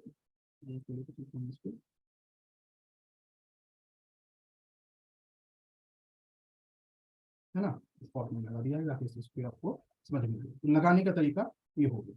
क्लियर है। अभी कहता क्या है, इसको रीड कैसे किया जाए, इसको रीड करने का तरीका क्या है, हम कैसे इसको समझें कि अब मार्केट तेजी से गिरेगी, हम कैसे समझें कि मार्केट बहुत तेजी से ऊपर उठेगी। क्या कोई ऐसी टेक्निक है कि मैं आज ट्रेड लूं और हमें दिल में एक खुशी हो कि नहीं मेरा ट्रेड सही जाएगा, मुझे फेल होने की संभावना बहुत कम हो जाए? क्या ऐसा कुछ भी तरीका है इसमें? तो सब तरीका है। चलिए मैं आज उसी पे चर्चा करता हूँ, और इसको एडवांस तरीके से यूज कैसे करेंगे उस पर भी चर्चा करेंगे। साथ में हमें 2 इंडिकेटर उसमें ऐड करेंगे, बताएंगे कि उसको हटाना है, कब लगाना है। ये कहता क्या है कि जब तक ये रेड लाइन, ये जो आप देख रहे हैं, अगर ऊपर रहेगी किससे, आरएसआई से, और ये हमारी एवरेज से जो प्राइस की लाइन है, तब तक मार्केट ऊपर नहीं जाएगी। अब ये अगर ऊपर है और आपने कोई ट्रेड यहाँ शॉर्ट सेल के लिए ली, बाजार गिरा और यहाँ से ऊपर जा रहा है, तो अगर ये बाजार ऊपर जा रहा है और आपने ट्रेड शॉर्ट सेल के लिए है तो आपको घबराना नहीं है उस केस में। क्यों? क्योंकि ये रिटेस्ट करता और एक बार इसके पास जाता है, या तो टच करेगा या इसके आसपास से गिरेगा रेड लाइन। ये तेजी से ऊपर नहीं निकलेगा। ये तेजी से ऊपर तभी निकलेगा जब ये ओवरसोल्ड हो चुका हो, उस केस में तेजी से निकल सकता है, लेकिन ऐसे इजीली नहीं निकलता है। तो हम इसके ऊपर आने का वेट करेंगे, that is my a sell, या प्रीवियस रेजिस्टेंस के ऊपर 2 क्लोज कर गया, that is my a sell. अगर इसको आधार मान के आपने कुछ ऐसा किया है तो, लेकिन आपको शॉर्ट सेल करने में एक चीज का ध्यान रखना चाहिए। कोई वॉइस ब्रेक नहीं हो रहा है सर, सबको क्लियर है? एक मिनट, सारे स्टूडेंट परेशान है। शॉर्ट सेल करने में आपको एक चीज का ध्यान रखना है कि ये 50 से नीचे हो, ये 50 से नीचे हो, दैट इज बेस्ट। अगर एक 50 से नीचे मतलब ब्लू है, पानी में है, तो इसका मतलब वो गिरेगा, वो उठने वाला जल्दी नहीं है। तो इस केस में कोई भी ट्रेड इनिशिएट कीजिएगा तो एसएल दो तरह से रखिएगा, या तो रेड लाइन से ऊपर आ जाए और 50 से ऊपर आ जाए, जैसे ऐसे नहीं कि 50 से ऊपर आ जाए। अगर ऐसे हुआ है तो ट्रेड से एक बार हम निकल जाएंगे। रेड लाइन नीचे चला गया है बट आरएसआई 50 से नीचे है, तो उस केस में क्या कि बाजार अभी नहीं गिरेगी, आप एक बार इससे निकल जाइए और वेट कीजिए कि दोबारा ए इसके नीचे आ जाए, तब जाकर आप शॉर्ट सेल की कोई भी ट्रेड लेंगे। या वो रजिस्ट करने लगे अपनी प्राइस को तो इसको पीआर मान के आप शॉर्ट सेल का ट्रेड लेंगे। अगर ये 50 से ऊपर आ जाता है तो कोई भी सेल की ट्रेड मत लीजिएगा, क्योंकि रेड लाइन जब तक नीचे रहेगा बाजार ऊपर रहेगा, रेड लाइन ऊपर रहेगा बाजार नीचे रहेगी। ये हमारी वेटेज मूविंग एवरेज और एक काफी पावरफुल आपके साथ काम करेगा। अब इस केस में क्या है कि ये जो ग्रीन लाइन देख रहे हैं इसका क्या रोल है, ये जो 3EM है इसका क्या रोल है, हमारी ट्रेडिंग में इसका क्या रोल पड़ता है। ये कहता क्या है कि अगर आरएसआई से इसकी डिस्टेंस है स्टार्टिंग में, जैसे यहां बनाए डिस्टेंस, यहां स्टार्टिंग में देखिएगा ध्यान से, तो उस केस में ये जो डिस्टेंस देख रहे हैं ना ब्लैक लाइन और ग्रीन में, अगर ये डिस्टेंस बन जाता है तो बाजार क्या करेगा, गिराना शुरू करेगा, उठने नहीं देगा। ये जब भी डिस्टेंस बन जाएगा तो बाजार को गिराने लगेगा, वो 1-2 दिन के लिए होगा, ज्यादा दिन के लिए नहीं होगा। तो आप लोग अगर BTST ट्रेड लेते हैं या STBT ट्रेड लेते हैं तो उसमें काफी कारगर होती, ठीक है। और बहुत चीजें इसमें है सर, मतलब मैं समझता हूँ इसमें इतनी सारी चीजें हैं कि अगर एक ट्रेडर सिर्फ इसी को समझे तो उसको समझ में। अब एक चीज को समझिए, अब यहाँ पे क्या हुआ है, ऊपर गया नीचे आया, तो कुछ ट्रेडर यहाँ सेल की पोजीशन लेने लगते हैं, कुछ ट्रेडर सेल की पोजीशन लेते हैं। इस प्रकार से सेल की पोजीशन नहीं लेना है, और भी चीजों को देखना है इसके साथ। आपको मैंने बताया सेल की पोजीशन कंफर्म तभी लेंगे जब ये इस प्रकार से फॉर्मेशन दे दे, तो अन्यथा आपको और भी चीजों का ख्याल रखना है। ये सब जो दिख रहा है आपको ना, ये ट्रैप करेगा, बट इससे बचने का तरीका है, बहुत सारी है। अगर यहाँ पे हम मूविंग एवरेज को यूज करेंगे इस चार्ट पे तो बता देगा कि नहीं इसके ऊपर नहीं जाना है। जैसे ये बना, लेकिन बनने के बाद क्या कि प्राइस को मस्ट भी 20 SMA से ऊपर होना चाहिए ये प्राइस को, तो ये प्राइस 20 SMA से ऊपर नहीं होगा। अगर ऐसा होता तो इस तरह से नहीं बनता, इस तरह की एक फॉर्मेशन बनती काफी डिस्टेंस वाली। चलिए हम यहाँ पे दिखाते हैं।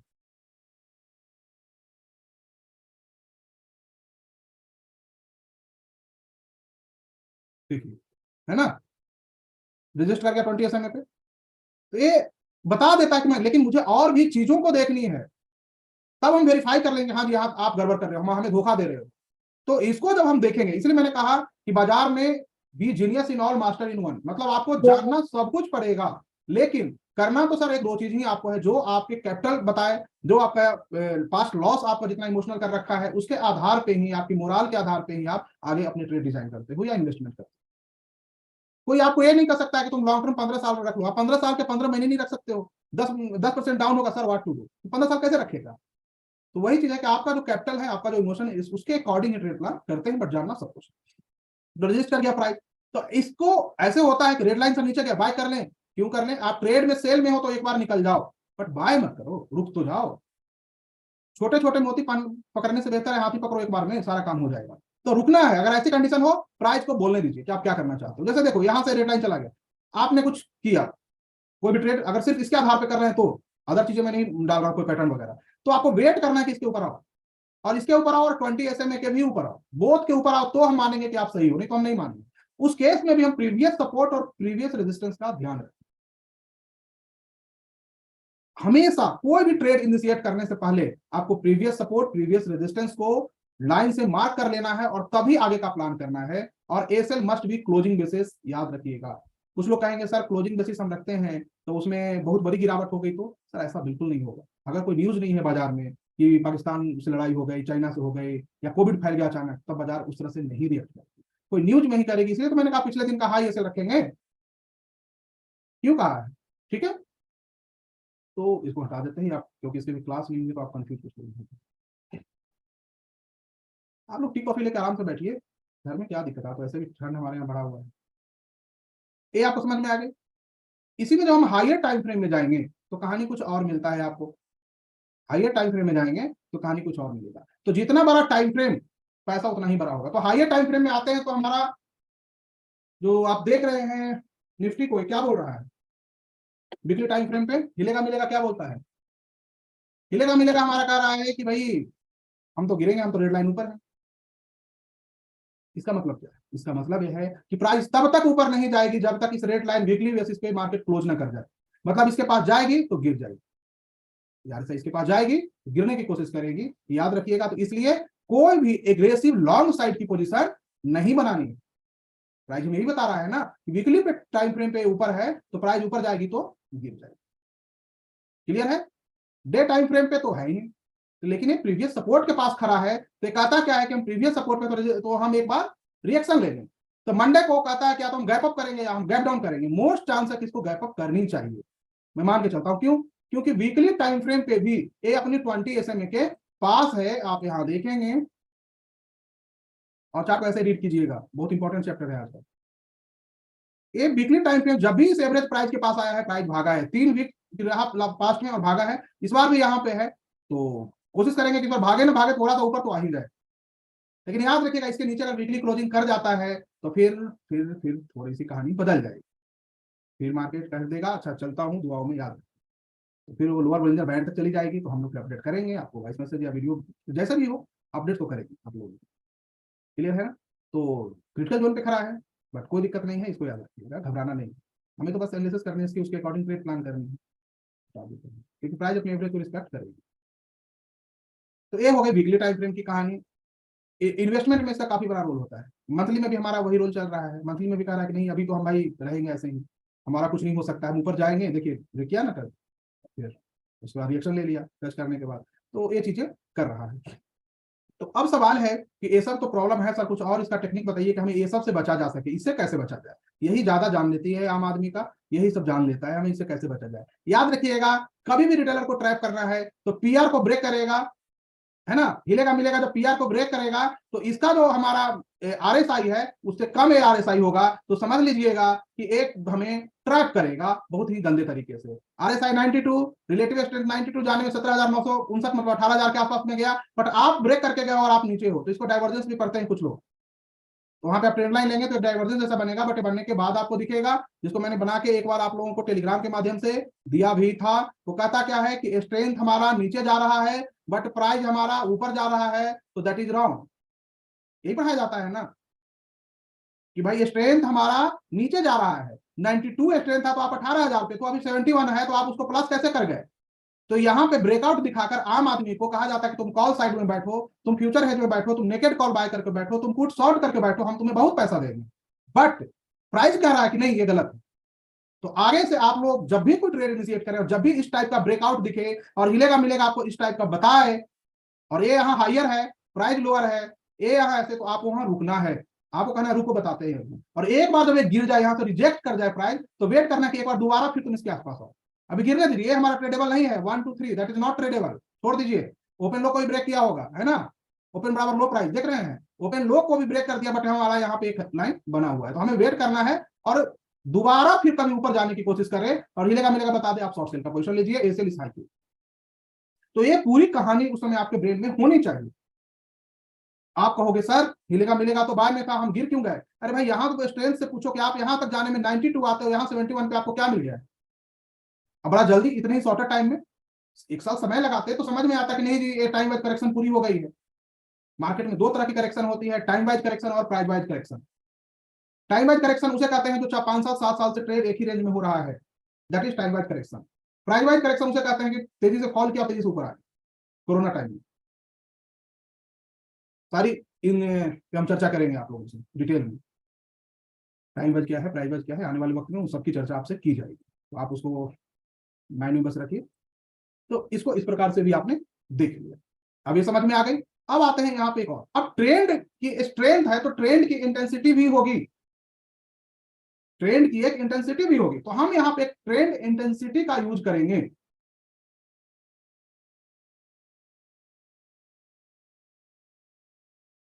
ट्रेंड इंटेंसिटी का बस यूज सिर्फ इसलिए करेंगे, ये पता करने के लिए कि जो ट्रेंड है क्या ये सही है या गलत है, और उसका चार्ट से हटा देंगे, इसको ज्यादा देर रखेंगे नहीं तो ये भी इसके भी कुछ गलत सिग्नल होते हैं। No one is perfect, stock market कहता है, तो इस बात को याद रखिएगा, क्योंकि जितने भी इंडिकेटर हैं वो प्राइस का छाया है, प्राइस का छाया है और कुछ भी नहीं है। कुछ इंडिकेटर प्राइस से बनते हैं, कुछ वॉल्यूम से बनते हैं, कुछ उसके स्ट्रेंथ से बनते हैं, कुछ उसके क्लोजिंग प्राइस से बनते हैं, कुछ उसके ओपनिंग प्राइस से बनते हैं, कुछ लैगिंग और लीडिंग इन्हीं आधार पे हो। तो अब इसको रोल क्या है, अब मान लीजिए कि प्राइस ऊपर आया, हिलेगा मिलेगा में बाय है, क्लियर है, हिलेगा मिलेगा में बाय है प्राइस, तो उसे हम कंफर्म कैसे करेंगे। उसको कंफर्म करने का तरीका है, यहां पे कंफर्म करेंगे तो थोड़ी सी रिस्की हो जाती है। जैसे 20 SMA से अगर ऊपर आ जाता है नीचे जाके, तो ये कंफर्म माना जाता है कि भाई प्राइस ऊपर जाने की कोशिश करेगा। सॉरी 20 लाइन से, यहाँ पे 2 लाइन है 20 का और 80 का,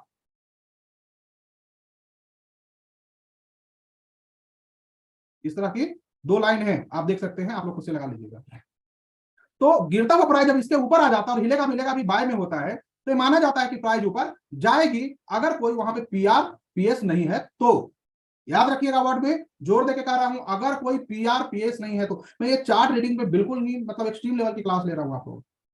एक बात को समझिए, आपकी रॉन्ग जितनी भी चीजें ना डिसीजन बंद हो जाएंगी। आने वाले वक्त में और भी जरूरत पड़ेगी तो इस तरह का हम प्रयास करेंगे आपके लिए, लेकिन इसको समझिए। मैं चाहता हूं कि ये जो 1-2 महीने में आपकी ये जितनी भी रॉन्ग डिसीजन है बंद होनी चाहिए, तभी हम आगे बढ़ेंगे। तो ये 20 एसएमएस ऊपर आ गई, ये बाय में, तो हम बाय की पोजीशन लेंगे। कंफर्म बाइंग होती है जब इसके ऊपर आकर बिल्कुल फ्लैट हो जाता है, और जब भी आकर बिल्कुल फ्लैट हो जाए तो तब तक मार्केट में शॉर्ट सेल नहीं करनी है, जब तक दोबारा ये अपने 80 से नीचे ना आ जाए।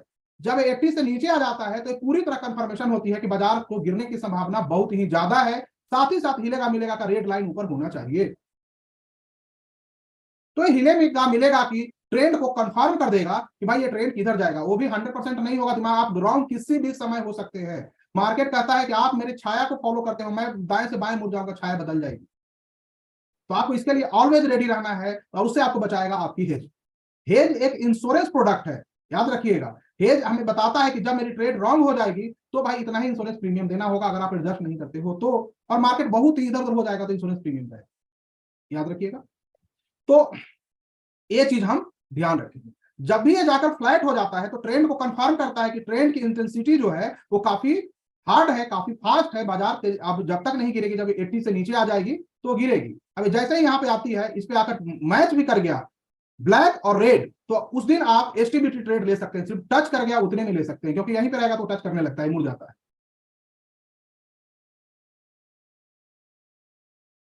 ये मुड़ जाता है यहाँ पे। तो वहां पे एसटीबीटी आप ट्रेड ले सकते हैं, क्योंकि गैप डाउन करने की संभावना प्रबल इच्छा हो जाती है इस बाजार की कि अब मैं गैप डाउन करूंगा। और इस जगह पे आता है ना, तो मोस्टली कोशिश वो गैप डाउन कहीं करता है, पता नहीं क्या इसको मिल जाता है।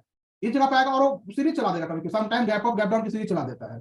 यहाँ पे आएगा और वो करने लगता है। यहाँ पे देखिए ये लगा है, लेकिन 80 से नीचे नहीं है। तो 80 से नीचे नहीं है तो क्या हुआ है, नीचे आके फिर एक बार रिटेस्ट करने गया है, लेकिन जैसा ही 80 से नीचे आया है उसके बाद फिर कभी उठा नहीं, उठ गया है। तो आपको इस चीज का याद रखिएगा है, 80 से नीचे रहेगा तो हम आगे प्लान करेंगे, ठीक है। साथ ही साथ और भी चीजों को, जैसे मैंने अभी मूविंग एवरेज बताई 20 का, तो उसको बोलिंजर बैंड होगी, उन सब चीजों को आपको जानना है, मैं सबको बता दूंगा। और फिर आपका माइंड कहेगा किसको यूज करना है किसको नहीं करना है, तुरंत उसको चेक किए हटा दो, ये चीज को ध्यान में रखना है। अब हायर टाइम फ्रेम पे जाएंगे तो वहां पे कहानी अलग होगी। देखिए वीकली पे अभी बन ही रहा है, तो वीकली पे अगर ए 80 के नीचे आ गया तो गिरावट थोड़ी सी बड़ी हो जाएगी, क्लियर है। और इन दोनों में जब तक डिस्टेंस रहता है, जैसे यहां से किया 20 के ऊपर आ गया और डिस्टेंस है, तो मार्केट को इजीली नहीं गिरने देता है, ये भी आप ध्यान रखिएगा। तो हम हिलेगा मिलेगा के साथ इसको बस ट्रेंड की इंटेंसिटी जानने के लिए कभी कभी स्क्रीन पे लगाकर यूज करेंगे, बाद में हटा देंगे पूरा, क्योंकि ज्यादा देर स्क्रीन पे इसे नहीं रखनी है। बस इसको ट्रेंड की इंटेंसिटी देख लेनी है कि सही है या गलत है, हम जो ट्रेड लेने जा रहे हैं रॉन्ग और राइट। जैसे कि देखिए मैं आपको छोटे टाइम फ्रेम पे लेकर चलता हूँ, बिल्कुल छोटे टाइम फ्रेम। ये हमारी ओपनिंग है, ये हमारी ओपनिंग हुई है, ट्रेंड इंटेंसिटी यहां से दिखा रहा है 80 से नीचे आ गया, ये तो फ्लैट भी नहीं हुआ है, उसके बाद फ्लैट है तो गिरा दिया है। अब फिर यहाँ पे देखिए ये करके गया है, तो ये भी बताता है कि हम गैप अप लेंगे। मतलब मैंने कहा ना कि गैप अप भी ले सकते हैं, गैप डाउन भी, ज्यादा चांसेस है कि ये गैप अप लेगा, क्लियर है। इसको छोटे टाइम फ्रेम पे भी आप देख सकते हैं। इन्हें कहा कि सर आप ट्रेड के एग्जांपल लेकर भी बता दीजिए, इसमें ट्रेड का एग्जांपल लेकर भी नहीं बताया, क्या बताएंगे इसमें, आपको इसको समझिए पहले चार्ट रीडिंग को। ट्रेड तो आप बाद में करना शुरू कर ही लेंगे ना, कि हमें इस प्राइस को रीड कैसे करना है, दैट इज इंपॉर्टेंट। लेकिन आवरली टाइम फ्रेम पे जाते हैं, कहानी से क्लियर मिल रहा है। तो ट्रेड की इंटेंसिटी भी इसके मिलेगा मिलेगा आपको देख लेंगे और इसके आधार पर बना लेंगे, और ये पलटेगा तो हम भी पलटने को तैयार रहेंगे, ये आपको रखना है। लेकिन डे टाइम फ्रेम को फॉलो करना है, उसी आधार पर आपको ट्रेड डिसीजन बनानी है, ठीक है। एक तो हुआ इसके थ्रू, एक और तरीका है कि जिससे कि हिलेगा मिलेगा की जो परेशानियां है या उसे हम पता कर सकते हैं। उसको पता करने के लिए है ये चीज, टेलर फिशर ट्रांसफॉर्म, ये भी एक इंडिकेटर है। ये क्या करता है कि आप हिलेगा मिलेगा के साथ जब इसको यूज करते हैं तो ये आपको उसका डायरेक्शन बताना शुरू कर देता है। डायरेक्शन क्या, कि जिस साइड में ट्रेंड रहेगा उस साइड में चलता रहेगा, और जल्दी ये कर्व नहीं लेता है। इसकी नेचर है कि 2 कैंडल पे अपना रूप रंग नहीं बदलता है, इसको बदलने के लिए थोड़ा सा प्रेशर ज्यादा चाहिए, तो इसके कारण ये रिलायबल होता है। लेकिन इसके थ्रू भी हम जान सकते हैं कि बाजार क्या करने वाला है, ठीक है। इसके थ्रू क्या जानेंगे कि ये जनरली क्या करता है कि 5 से लेकर -5 के बीच में घूमता रहता है, +5 से -5। ये जीरो जो देख रहे हैं यहाँ पे आप, आपको दिखाना चाहूंगा,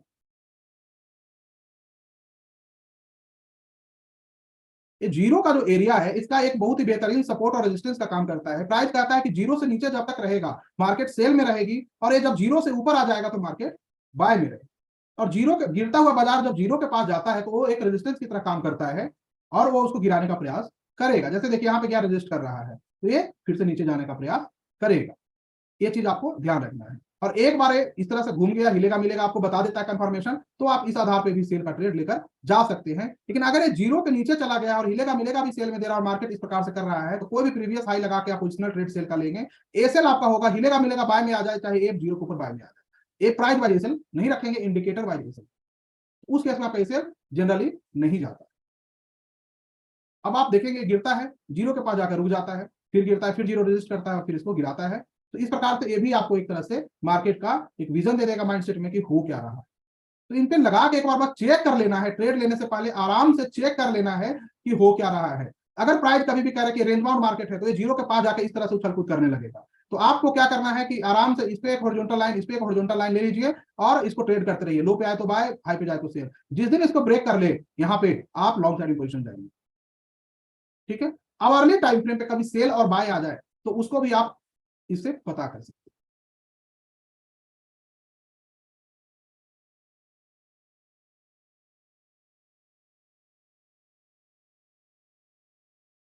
ध्यान देखिए, अब अवरली टाइम फ्रेम पे क्या होता है कि जीरो के नीचे आ गया है, क्लोजिंग हो गई बाजार, अगले दिन गैप अप होता है।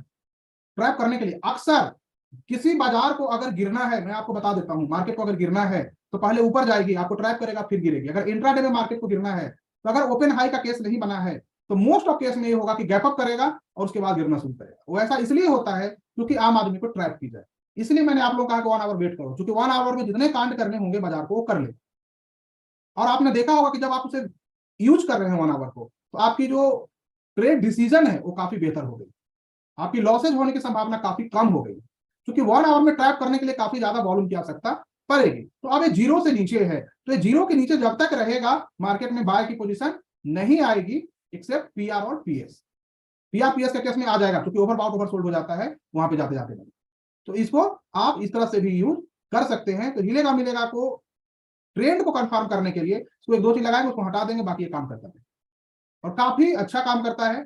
मुझे लगता है कि आप लोगों को ट्रेडिंग डिसीजन लेने में ये काफी ज्यादा हेल्पफुल होगी। उसके साथ ही साथ देखिए आवरली टाइम फ्रेम पे यहाँ पे हाई बना, बाजार गिर गई है, अगले दिन ऊपर जा रही है, तो आप लोग क्या सोचते हो कि ट्रेंड के साइड में इसको देख रहे हैं, हिलेगा मिलेगा बाय में है, बाजार ऊपर जा रही है, मैं भी बाय कर लेता हूँ, वीवैप से तो ऊपर ही है। यही हम लोग ट्रेडिंग डिसीजन में सबसे बड़ी गलती करते हैं, क्योंकि आप जब यहाँ पे पहले से ही बुल बन के बैठे हो ना, जो ऊपर गया है, जैसे ही बुल होता है खुश हो जाते हैं। देखो मैंने कहा था, उसको नहीं देखना है, आपको वेट करना है कि इसको ब्रेक करो तब देखेंगे, और इसके पास कभी भी जाए तो वहां पे आप ट्रेडिंग डिसीजन ले सकते हैं। लेकिन यहाँ पे जो ट्रेडिंग डिसीजन आप लेंगे, एसएल ए जो हाई बना है इसके ऊपर लगाएंगे। याद रखिएगा, ऐसा वो पॉइंट को पकड़िए जहां से प्राइस रिजेक्ट किया हो पिछली बार, जिसको कठिनाई हुआ हो, एसएल वहां रखिए। एसएल कभी भी ऐसी जगह नहीं, ये तो मेरा ट्रेडिंग लेने का गोल्डन एरिया है, बट एसएल मेरा यहाँ हो, मैं इसको नहीं मानता। ऐसे करना है और बदलते रहना है।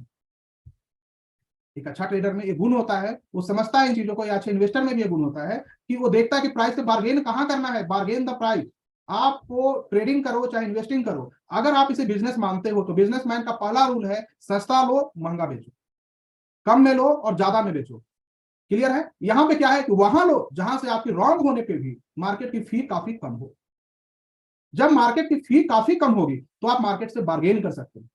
अक्सर देखा गया है कि जब मार्केट आपको बार्गेन करने का अवसर देता है तो आपके पास कैपिटल ही नहीं है। जब मार्केट गिरती है बहुत ज्यादा तो आपका पैसा नहीं होता है, आप 100% इन्वेस्टेड होते हैं।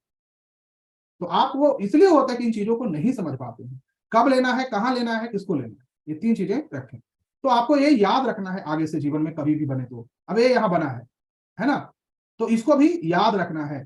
और एक बार प्रीवियस सपोर्ट या प्रीवियस रेजिस्टेंस ब्रेक कर जाए तो याद रखिएगा कि अगर रेजिस्टेंस ब्रेक कर जाता है तो सपोर्ट का काम करने लगता है, और सपोर्ट ब्रेक कर जाता है तो रेजिस्टेंस का काम करने लगता है। ये भी आपको याद रखना है ट्रेडिंग की दुनिया में। दूसरी चीज कि कोई भी सपोर्ट और रेजिस्टेंस कोई पॉइंट कोई लाइन नहीं होता है, वो एक एरिया होता है जो प्राइस के द्वारा बनाया जाता है। जैसा कि अगर आपको यहाँ निकालना हो तो यहाँ पे देखिए प्राइस ने किया है, ऊपर नीचे, यहाँ पे किया है ऊपर नीचे। तो ये दो एरिया हमारा बन गया सपोर्ट रेजिस्टेंस का, इसके अकॉर्डिंग देखें तो हमें ट्रेड लेने का ये सब हमारा एरिया है, हम कहीं भी ट्रेड लेंगे ये सब इसके ऊपर। वैसे ही यहाँ पे अगर हाई लो बना है तो आप उसको देखेंगे कि इस एरिया में ही ट्रेड लेंगे, ये सेल इसके ऊपर नियरेस्ट, इस एरिया में लेते हैं ये सेल इसके ऊपर। ये आपको मार्क करके चल रहा है, जैसा कि आप देखिए यहाँ पे मैंने क्या, यहाँ पे भी सपोर्ट लिया है बाजार में और मैं उसको ऊपर का हटाता हूँ, तो क्या होता है अगले दिन यहीं पे जाकर क्लोज करता है बाजार, एक थोड़ा सा इसके ऊपर ले जाता है बट ये 1 आवर में इसके नीचे क्लोज कर दिया। तो जैसे ही इसके नीचे क्लोज कर दिया और आपको ये चीजें पता है, आप ऐसे रखेंगे इसके ऊपर, ये जो देख रहे हैं ना इसके ऊपर, इसके ऊपर इस तरह से डिफाइन करना है, तो आपको काफी कठिनाइयां जो है ना वो कम हो जाएंगी। आपको ट्रेंड तो पता ही है कि डाउन ट्रेंड में है तो पी साइड में जाना है, ट्रेंड सी साइड में जाना है, या हमें कैश में रखना है, होल्डिंग रखनी है, तो इन सब चीजों को कर सकते हैं। जिनकी ज्यादा होल्डिंग है आप लोगों में वो एसएल भी कर लीजिएगा, वो ज्यादा अच्छा है ना। जिनकी ज्यादा होल्डिंग हो गई ना, एक एक स्टॉक में मान लीजिए एफएनओ के 10 लाख 15 लाख की अगर होल्डिंग है तो एसएल भी कर लीजिएगा, उससे इंटरेस्ट एक्स्ट्रा आने लगेगा, कोई फर्क आप लोग के होल्डिंग पे कोई फर्क नहीं पड़ेगा। ईयरली आपको 6% से 10% का इंटरेस्ट मिल जाएगा, क्या दिक्कत है। थोड़ा सा वो कर लीजिएगा, आप लोग समझ में नहीं आएगा तो मैं फिर एक बार समझा दूंगा ऐसे भी इन्वेस्टमेंट डिटेल्स में। ठीक है, चलिए मैं तो बोल थक गया, आप लोग पानी पीजिए, मैं कुछ क्वेश्चन आंसर आपसे वेडनेसडे के दिन मिलेंगे चाय पे चर्चा में, तो और डिटेल में कुछ क्वेश्चन लेंगे आपको, पहले आप लोग पानी पीजिए, मैं भी 1 मिनट आपसे लूंगा।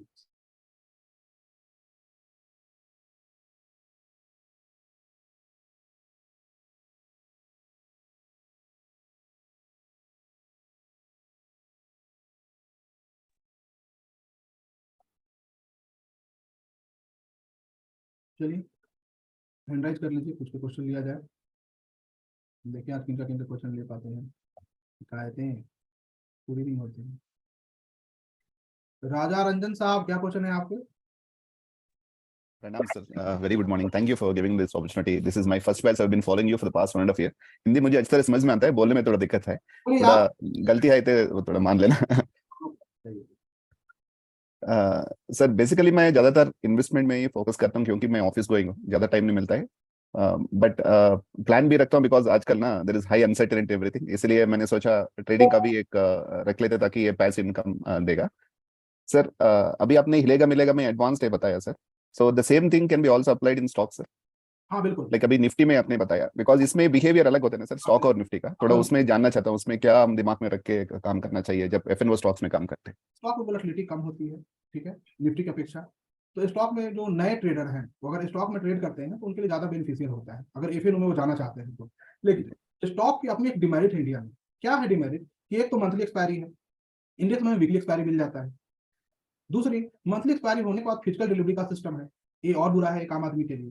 तो फिजिकल डिलीवरी होने के कारण क्या होता है, तो जो दिल से ट्रेडिंग होती है स्टॉक में वो नहीं हो पाती है। मैं पहले काफी स्टॉक में ट्रेड किया करता था, लेकिन जब ये फिजिकल डिलीवरी का आया तो छोड़ दिया। होता क्या था, उसमें एक्सपायरी डे करने में बहुत ही आनंद आता था। 20 पैसे 15 पैसे की जो ऑप्शन होती थी सर, 15-15 20-20 रुपए हो जाते थे। तो मतलब लगता था कि रिस्क तो कुछ है ही नहीं। अब मान लीजिए 2000 का लॉट साइज है, मैं 15 पैसे का लिया, 20 पैसे का लिया और वो बढ़ के 15 रुपए हो जाता था, तो बात अलग फील होती थी, लगता था कि ऑप्शन बाइंग में मैं ट्रेड कर रहा हूँ, सेलिंग में भी। लेकिन अब स्टॉक में वो बात रही नहीं फिजिकल डिलीवरी के कारण, ठीक है। लेकिन हटा दी जाए और लिक्विडिटी का इशू को हटा दी जाए, थोड़ी सी लिक्विडिटी इशू भी आएगी, उसको हटा दी जाए तो मुझे लगता है कि स्टॉक की ट्रेडिंग नए लोग कर सकते हैं। तो नए लोग अगर करना चाहें स्टॉक में ट्रेडिंग तो एचडीएफसी बैंक मुझे लगता है बेहतर, उसकी लो वोलेटिलिटी है और 2-3% की मूवमेंट लेती है, और आज अगर गिर गया तो कल बढ़ जाती वाली फीलिंग है। तो आप वहां से प्रैक्टिस आरंभ कर सकते हैं, क्योंकि जो स्टेबल स्टॉक है उसी में आप पहले प्रैक्टिस आरंभ कीजिए, है ना। तो उससे आपको बेहतर रिजल्ट मिलेगा। ऑफिस गोइंग, जैसा कि आपने कहा कि सर मैं ऑफिस गोइंग हूँ, इन्वेस्टमेंट करता हूँ, तो मेरा जाना इन्वेस्टमेंट लंबे समय करते हैं या स्विंग ट्रेड करते हैं? एक्चुअली अराउंड 3 मंथ्स ऐसा रखता हूँ सर, 3-4 मंथ्स। इस साल 2023 में मैं क्या कर रहा हूँ कि स्विंग ट्रेड पे आरएडी कर रहा हूँ मैं अपनी, और स्विंग ट्रेड में मैंने ऐसे काफी कुछ पाया जो मैं देखा हूँ कि बिल्कुल यूनिक है मार्केट में, और मैं उस पर ट्रेड भी कर रहा हूँ। स्विंग ट्रेड पे मैं उस पर ट्रेड भी कर रहा हूँ, लगभग 60 लाख की कैपिटल से मैं ट्रेड कर रहा हूँ, 60 लाख से स्विंग ट्रेड, और अभी तक का रिकॉर्ड है 21 लाख प्रॉफिट है। तो मैं देख रहा हूँ भाई सही है ना भाई, 60 लाख पे आप 21 लाख प्रॉफिट होते हैं, बहुत ज्यादा, बहुत है सर। और अभी मार्च बचा हुआ है, मुझे लगता है कि कुछ और आ जाएगा। इसलिए कि उस स्विंग ट्रेडिंग में मैंने पाया कि ऐसे बहुत सी चीजें हैं जो आम आदमी को नहीं पता है, हम लोगों को बस ऊपर बताया गया है। तो इन्वेस्टमेंट की क्लास आने दीजिए, हम स्विंग ट्रेडिंग पे चर्चा करेंगे डिटेल में कि स्विंग ट्रेड क्यों करना चाहिए, और साथ ही मैं ये भी चर्चा करूंगा कि मैं छोटे स्टॉक खास करके क्यों लेता हूँ या क्यों अपडेट करता रहता हूँ, उसकी कहानी में बताऊंगा। उसमें मेरी सर पूरे 20-22 साल की एक्सपीरियंस है, जो आम तक पहुंचा नहीं है कि क्यों, वाई। जैसे कोई जनरल आदमी इस थीम में देखे कि सर क्यों छोटे स्टॉक बताते हैं, क्यों लेते हैं, बात समझ रहे हैं कुछ, हाँ लेकिन कहीं पंप पे डंप वाला तो कांड नहीं हो रहा है सोचने वाले। ये सच बात है सर कि मैं अगर कोई चीज टेलीग्राम पे दे दिया या आप लोगों को, तो मैं, मेरी नेचर है कि मैं उसको नहीं देता हूँ। आप ले लोगे उसके बाद मैं लूंगा, आपने ले लिया उसके बाद 2-4 दिन बाद मैं लूंगा, तो अपना एथिक्स है। तो मैं उसका चर्चा करूंगा डिटेल में कि क्यों लेना चाहिए, क्या है, यानी किस पे क्वेश्चन है तो पूछ लीजिए। Sure sir. एक्चुअली मेरा लास्ट सवाल है सर, इसलिए एक्चुअली रिसेंटली मैं ऐसे IRCTC से लिया सर, वो 25% बढ़ गया, उसके बाद मैंने सोचा ठीक है लॉन्ग टर्म के लिए रख लेते हैं, अभी गिर के 7% में आ गया, अभी भी फ्रॉड में हूँ, फिर भी तो समझ में नहीं इतना क्यों है। देखिए यही गलती करते हैं ट्रेडर, अगर आपने स्विंग ट्रेड के लिए लिया है तो स्विंग ट्रेड करो, कोई लॉन्ग टर्म नहीं। बढ़ गया तो लॉन्ग टर्म, घट जाता तो एक्सीडेंटल इन्वेस्टर, तो दोनों में क्यों नुकसान करें।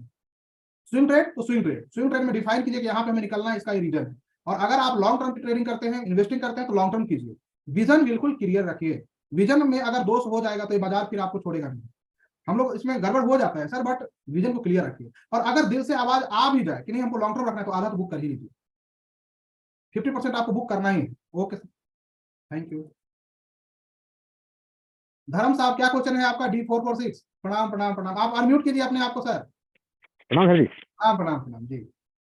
गुरु जी, मैं ये पूछना चाह रहा था, जैसे अभी आपने ORB बताया, वो ट्रेडिंग व्यू पे जाके बताया आपने, तो ये अपने जीरोधा में नहीं लगेगा ORB? एक्चुअली जीरोधा में सर ORB है नहीं, इसलिए नहीं अच्छा, लगेगा। तो ये ट्रेडिंग व्यू पे जो अपन ये लेते हैं, तो इसका कोई पेड वर्जन लेना पड़ता है कि फ्री नो नो वर्जन पे नो, चलता ट्रेडिंग व्यू पे 3 जो इंडिकेटर है वो फ्री आते हैं, मतलब आपको उसका पेड वर्जन लेने की जरूरत नहीं है, वो फ्री में आप यूज करेंगे। और मुझे लगता है कि 3 से ज्यादा की जरूरत ही नहीं है। इंडिकेटर की दुकान थोड़ा ना खोलिए स्क्रीन पे सर। एक अच्छा ट्रेडर बिल्कुल विदाउट इंडिकेटर ट्रेड करेगा, एक आध रखिए बहुत है। इंडिकेटर का यूज होता है तो देखे कि ट्रेड क्या हटा दी, मैंने क्या कहा हटा दो, क्योंकि आंखों के सामने रहेंगे ना तो आपको डिस्टर्ब कर देंगे। ठीक है, तो आपको ट्रेडिंग व्यू में चले जाइए, 3 इनफ है, मुझे नहीं लगता कि उससे ज्यादा की आपको जरूरत है। अच्छा गुरु जी, एक और मैं ये पूछना चाह रहा था कि लगभग कितना इन्वेस्टमेंट अपने को स्टार्टिंग में करना चाहिए? एक्चुअली में क्या है कि मैं वैसे जॉब में हूँ पर अभी क्या मेरा पिछले 8-10 दिन चले एक्सीडेंट हो गया, तो टांग टूट गई, पिछले अगले 2-3 महीने में बेड रेस्ट हूँ कंप्लीट 3 महीने के लिए। चलिए जल्दी आप तो ठीक, यही जी जी, शुक्रिया। तो मैं यही पूछना चाह रहा था कि अभी कितना इन्वेस्टमेंट किसके साथ शुरू करना चाहिए अपने कंपनी? देखिए आपको कितना इन्वेस्टमेंट करना चाहिए इस बात पे डिपेंड करता है कि आपका कैपिटल क्या है, आपका सोर्स ऑफ इनकम क्या है, आपकी जी मेथोडॉलॉजी क्या है। उस बात पे डिपेंड करती है कि आपका इन्वेस्टमेंट किस में कितना होना चाहिए और कैसे होना चाहिए। ये आंसर जो है काफी कॉम्प्लेक्स इसका है। इसमें 3 चीजें हमें जाननी होगी, आपका सोर्स ऑफ इनकम, आपका फ्यूचर प्लान, आपकी लिएबिलिटी।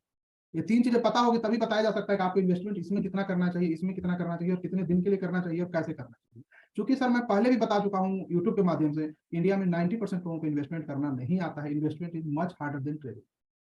जी जी जी, वो तो बराबर बात है, क्योंकि होता यही है कि अपन म्यूचुअल फंड में भी लगाते हैं तो वो उस तरीके से प्रॉपर मैनेज हो ही नहीं पाता है। म्यूचुअल फंड में लगाने की आप जरूरत क्या है, मैं कहता हूँ कि जैसे आप लोग लार्ज कैप में इन्वेस्टमेंट करते हैं, ठीक है, अब लार्ज कैप में अगर आप इन्वेस्टमेंट करते हैं, जैसे नए लोग जो आते हैं सिखाया जाता है लार्ज कैप में करो, तो उनको ये नहीं सिखाया जाता कि लार्ज कैप से बार्गेन करो।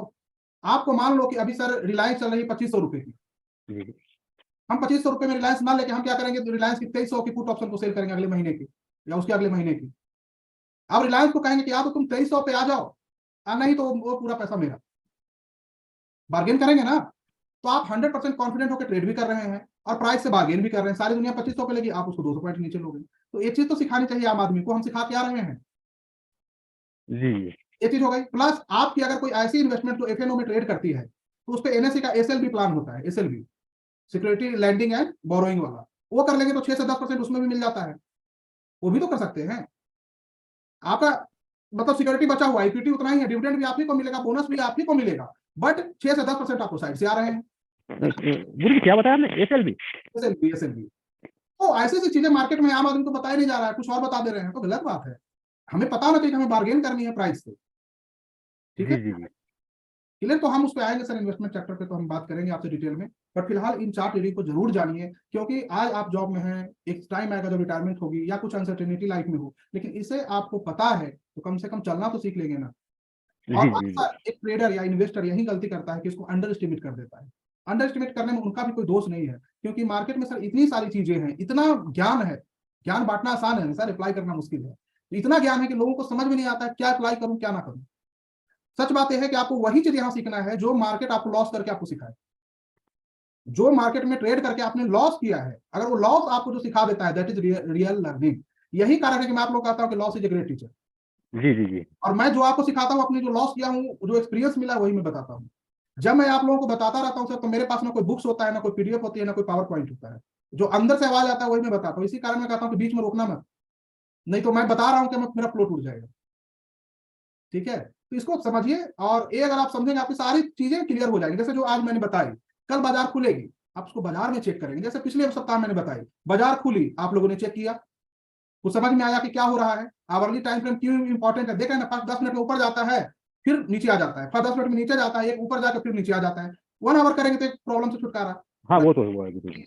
तो नए लोगों को इससे तो राहत मिलेगी। कुछ लोग ट्रेड करने की जिद पाले वैसा ट्रेड कर लेते हैं, हमने एक आध लोट में कर लो। रुको तो पहले ऑब्जर्व तो करो बाजार को कि जो सीख रहे हो सही है कि नहीं, तो कीजिए, हो जाएगा। ठीक है, धन्यवाद गुरु जी। अच्छा बस ये एसएलबी के बारे में आप अलग से कोई क्लास लेंगे कि मैं आपसे ठीक पर्सनली है, आप? मैं इसके बारे में इन्वेस्टमेंट वाले में अलग से लूंगा सर, काफी इंपॉर्टेंट है। मुझे लगता है कि बहुत कम लोगों को पता है होगा, शायद अब आप पूछ रहे हैं, मुझे लगता था कि सबको पता ही है। नहीं नहीं, आज पहली बार सुना है गुरु जी। एसएलवी से होता क्या है कि आप एफएनओ में अगर कोई स्टॉक आपका है, तो उसको एसएलवी करके आप 6 से 10%, 20% भी समटाइम हो जाता है, वो आप इंटरेस्ट ले सकते हैं। और उसमें एनएससी जो होता है, मीडिएटर होता है, तो मुझे नहीं लगता कि कहीं से कोई दिक्कत होती है, आपको सेफ होता है पूरी तरह से, तो ज्यादा परेशानी नहीं होती है। ठीक है, धन्यवाद आपका।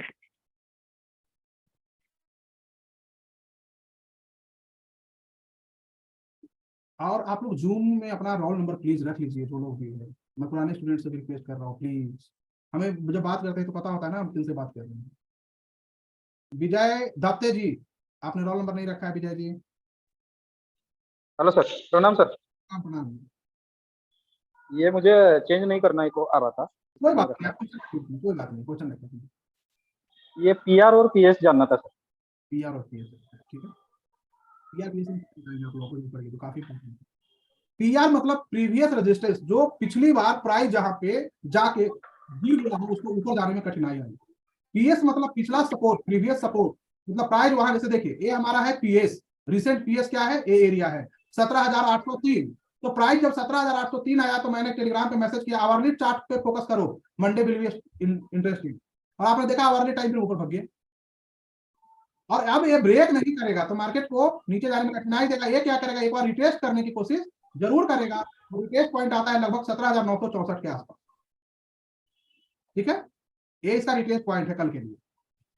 तो देखिए यहाँ भी बन रहा है, ये जो पुराना है। तो इन सब चीजों को देखना है। तो कल अगर गैप अप होती है तो यहाँ पर देखेंगे कि सस्टेन करता है कि नहीं। इसके ऊपर सस्टेन करेगा और वीवर पे बढ़िया से होगा तो आगे का हम ट्रेड प्लान देखेंगे। लेकिन हमें पोजीशन रेडी रखना है कि जब तक 20 SMA डे के ऊपर नहीं जाए तो चेक करेंगे। अब यहाँ देखिए किस प्रकार से काम करते हैं, काफी पावरफुल होता है ये। और इसे हमेशा कोशिश कीजिए डे टाइम फ्रेम पे देखने का। डे टाइम फ्रेम पे देखेंगे तो आपको परेशानी कम होगी। ये जो एरिया है इसका पीएस है, ये जो इसका पीएस है, तो प्राइस यहाँ पे आए तो पीएस है। तो अगर आप कोई शॉर्ट सेल इंट्राडे में किए तो यहाँ पे बुक करके लॉन्ग की पोजीशन लेनी थी स्प्रेड साइड में, और एसएल इसके नीचे तुरंत छोटा एसएल। इसको इंट्राडे में इसका बस यूज करते हैं, इस पीएस का, उससे ज्यादा यूज नहीं करेंगे क्योंकि गिरता हुआ बाजार है। क्लियर है, यहाँ पे देखिए और भी दिखाता हूँ। ये देखिए एक यहाँ पे रजिस्ट किया है प्राइस और गिर गया, तो दोबारा यहाँ जाएगा, दोबारा यहाँ जाएगा, और इसको ब्रेक करना है तो गैप अप से। लेकिन हमें देखना है कि 20 SMA में ब्रेक किया कि नहीं किया। पीआर पीएस बहुत जरूरी काम करता है, और इसको आपको स्मार्टली यूज करना है क्योंकि समटाइम जैसे क्या करेगा, थोड़ा ऊपर करके। ओके, और एक क्वेश्चन था सर। हेलो, हाँ क्वेश्चन रखिए। यही था अभी एफएनओ में जो स्टॉक है उसमें अभी कौन से, यानी कि कुछ करना है तो जो लिक्विडिटी का इश्यू आता है तो कौन से में कर सकते हैं सर? आप अभी कर सकते हैं, एचडीएफसी में कर सकते हैं, रिलायंस में कर सकते हैं, एसबीआई में कर सकते हैं। तो भी 25 स्टॉक की लिस्ट मैं आप लोगों को दे दूंगा। ठीक है सर, ओके सर। क्वेश्चन अनुराग कुमार जी, क्या क्वेश्चन है आपके? D99 अनुराग सर। सर नमस्कार सर। नमस्कार सर। सर मेरे को सिर्फ ये जानना था कि स्प्रेड में जैसे बियर स्प्रेड बनता है उसमें अगर हम जैसे इसका स्ट्राइक प्राइस का सपोज 300 है। मेरा कहना है कि ऑप्शन की क्लास स्टार्ट होने दीजिए, मैं डिटेल में इस बार ऑप्शन बताने वाला हूँ। और क्योंकि इस बार मैं कोशिश कर रहा हूँ कि आप लोग कम से कम परेशानी और आप लोग शॉर्टर टाइम फ्रेम में अपने आप को इम्प्रूव करें। तो इसलिए मैं सिस्टमैटिकली पढ़ा रहा हूँ कि कितना दे और कब दे। तो स्प्रेड पे मैं पूरा डिटेल क्लास लूंगा और उसके बाद मुझे लगता है कि आप लोग स्प्रेड ही करना शुरू कर दोगे ट्रेडिंग में, और लॉसेस नहीं। मुझे पता है कि आप जीत जाओगे उसमें। इस बार हारना सर वेट कीजिए जी। क्या कुछ सर? हाँ, एक चीज और थी सर, जैसे अभी आपने बताया कि रिलायंस का 2300 की पुट नेक्स्ट मंथ या और आगे के मंथ की, तो सर ये उसमें भी स्प्रेड करना है या नेकेड करना है उसको? ठीक है, आप समझे नहीं मैंने क्या बताया, देखिए किसी का भी रिलायंस तो मैंने उपमा दिया है सर, जी जी जी 2536 से रिलायंस देखिए,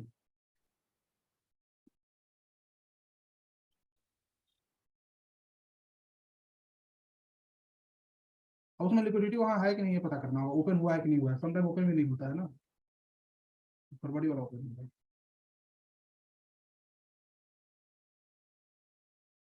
अभी कम लोग कितना कर रहा है, 10-12 पे ट्रेड कर रहा है ना। हाँ जी आप क्या करिए कि इसका ए वाला जो पुट है इसको आप सेल कर दीजिए, अब मार्केट 2300 पे आ गया या उससे हाँ नीचे जी तो आप डिलीवरी ले लिए रिलायंस को, क्लियर है। जी तो जी आप क्या पड़ा, 2300 माइनस 12, अगर 12 रुपये आपने प्रीमियम लिया है तो 12 पॉइंट नीचे, क्लियर है। जी जी 2288 आपको पड़ गया ये, अगर आप रिलायंस अभी लेते तो 2500 रुपये पड़ता। अब मान लीजिए ठीक रिलायंस आया ही नहीं 2300 के पास और रिलायंस आकर 2315 के पास या 2340 के पास आके एक्सपायर करने लगा, ठीक है, तो वो 12 रुपए मिल जाएंगे। 12 रुपये आपको मिल गया और उसको लेकर हम नीचे का हम क्या करेंगे कि 2200 वाला आप सेल कर देंगे, ओके 100 रुपये और बार्गेन करेंगे, भाई गिरता हुआ मार्केट का कुछ सपोर्ट थोड़े होता है और बढ़ता हुआ मार्केट का रेजिस्टेंस, तो हम 100 जी जी जी और बार्गेन करेंगे, थोड़ा और नीचे आ जाओ, 200 पॉइंट और नीचे सेल कर देंगे, चार्ट देख, चार्ट पे अगर आपको दिख जाए 2000 तक रिलायंस जा सकता है तो हम 2000 जी वाला, अब हम 2000 पे बात, जो प्राइस 2500 पे लेना था वो हम अब 2000 पे ले रहे हैं, जी जी जी अगर वहां नहीं आता है तो प्रीमियम तो मिलेगा ही, अभी चूंकि विक्स जी है तो आपको प्रीमियम भी लो है, विक्स थोड़ा हाई होती है वोलेटिलिटी तो प्रीमियम भी थोड़ा सा बढ़ जाता है, ठीक अच्छा मेन मेरा यही था जानने का कि नेकेड कर सकते हैं ना उसको 2 महीने बाद का। 100% नेकेड ही शॉर्ट सेल करेंगे, उसमें हेज की क्या आवश्यकता है, उसमें तो हमें जी पता जी है मेरे पास आओगे उसमें तो दोनों हाथ में लड्डू है ना सर, हाँ हाँ बिल्कुल सर ऊपर जाओगे तो 12 पॉइंट अपने, नीचे आओगे तो हम बार्गेन कर लेंगे आपसे। बार्गेन करें ठीक बात है सर। तो जितने भी इन्वेस्टर आप लोग में हैं जो कोई भी जी स्टॉक मान लीजिए इन्वेस्ट करना चाहते हैं, अपनी होल्डिंग बनाना चाहते हैं तो मेरे पास आते हैं सर होल्डिंग, मैंने कहा ऐसे कैसे, आप बार्गेन करो पहले उस पैसे से, जी प्राइस हर 3-4 महीने में एक बार अपनी जगह पे आती है, आपको मौका देता है इंटर करने के लिए शॉर्ट टाइम इन्वेस्टर का, हमें जी होता है तो उस टाइम के लिए बार्गेन कीजिए, वहां पे जब आएगा हम लेंगे, नहीं आएगा छोड़ देंगे। ठीक है सर, बस वही स्प्रेड के लिए था, वो आप क्लास लोगे तो बहुत अच्छा लगेगा सर। खेल लेंगे सर, मैंने कहा कि आपको जितने मन में क्वेश्चन है उससे ज्यादा सवाल के आंसर मेरे मन में, मुझे पता है ठीक कि आपको ठीक क्या क्या देना है, दिल तो कर रहा होगा जल्दी से मैदान में कूदे और जंग जीत रहे हो, ठीक ठीक है सर। सर 1 आध साल लगते हैं, जो पुराने हमारे जी पता होगा कि आप वो चलना सीख रहे होंगे, जी हमको जी समझ में आ रहा होगा ये गलतियां हैं उसको फाइन ट्यून करें, जी सर ओके। ठीक sir thank you sir. Nilotpal साहब क्या क्वेश्चन है आपके 207? जी सर, नमस्ते सर। नमस्कार, नमस्ते सर, कहिए। हाँ सर, पहली बार आपको ये ट्रेनिंग सेशन में हूँ सर। ओके और सर मैं कोलकाता से हूँ सर। लास्ट ईयर 1 साल मैंने ट्रेनिंग कर रहे थोड़ा थोड़ा करके। तो लास्ट जब आपके चैनल में ज्वाइन किया है सर, तो उसी दिन में आपको मैसेज आया था कि और 1 दिन बाकी है, आप किसी को ये क्लास लेना है तो ले लीजिए। तो उस टाइम पे मैं ले सकते थे सर, लेकिन लिया नहीं क्योंकि मेरे पास छोटा भी नॉलेज नहीं था, क्योंकि मुझे पता है सर बहुत कुछ आप बोलेंगे, जैसे मेरे पास नहीं है। आप क्वेश्चन रखिए ना, क्योंकि और भी लोग क्वेश्चन लेंगे, हम आपको ये बात कर लेंगे। हाँ, ठीक है सर। सर एक ही बात सर, आप ओआरबी बोला है ना सर, तो सर ओआरबी में होता क्या है ना, तो ओआरबी जो अपर बैंड होता है ना सर, वो वो थोड़ा ऊपर रहते हैं, लेकिन हम उस टाइम पे अगर वीएफ के देखते हैं ना सर, तो वीएफ थोड़ा नीचे रहते हैं। अगर मान लीजिए मार्केट डाउन ट्रेंड में, तो हम कौन से एसएल देखेंगे मैंने इंडिया डे में, ये मेरा क्वेश्चन है। क्वेश्चन आपका अच्छा है सर। Hello sir. हाँ बिल्कुल, आप क्वेश्चन पे ही आ रहे हैं।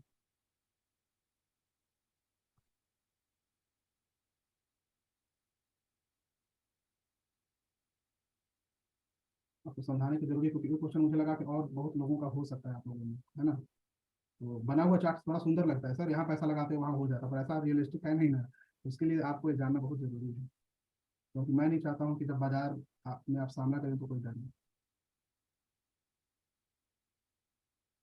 किस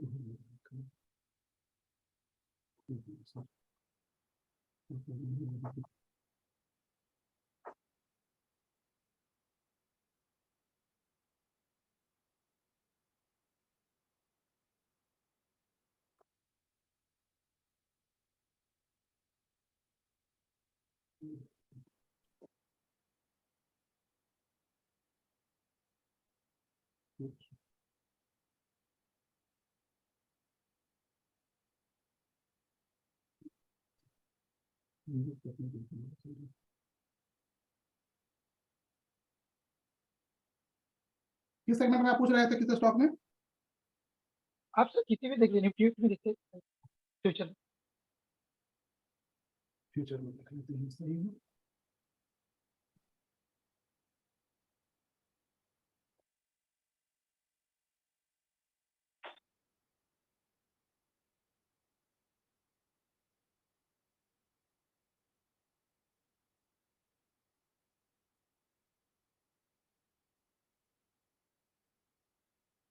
क्या इसमें दिक्कत आ रही है?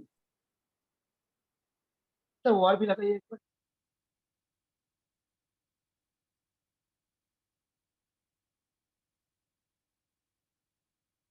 इसका 30 मिनट का है, ठीक है,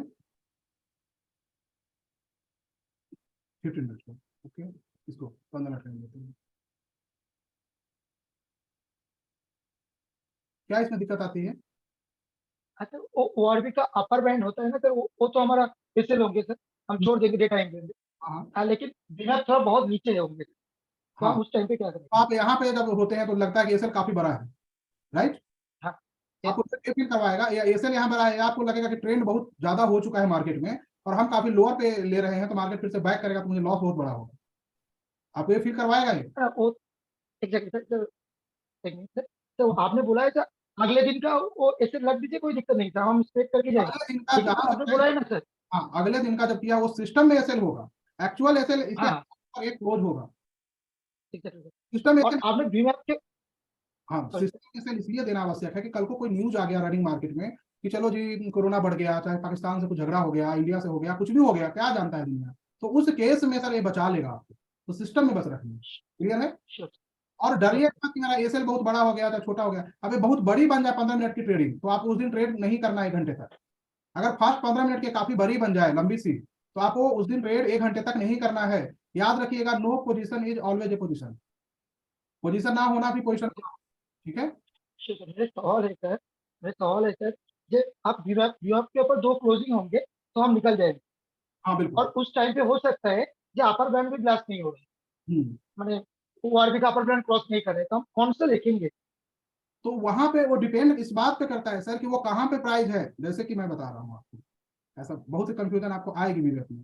जैसे आप वीवेक को फॉलो करते हैं, ठीक है, अब क्या होता है, प्राइस नीचे आया और फिर तुरंत ऊपर आ गया है, तो इस केस में लॉट ऑफ जो लोग हैं उनको परेशानी आएगी, लाइव मार्केट में इसमें भी परेशानी आएगी, इन दोनों में, ये देख रहे हैं ना, इन दोनों में। तो इस केस में जो आप एसेल रखेंगे, मान लीजिए आपने शॉर्ट सेल ले लिया यहीं पे खुलते खुलते कहीं इस एरिया में, तो आपको एसेल मस्ट भी इसके ऊपर रखना है, इसमें मत रखिएगा, ये ट्रैप कर लेगा, क्योंकि तुरंत गिरा जस्ट उसको बैक नहीं आना है। अगर तुरंत बैक आ जाता है अगले 15 मिनट में, आधे घंटे में, इसका मतलब है कि एसेल हम नहीं रखेंगे।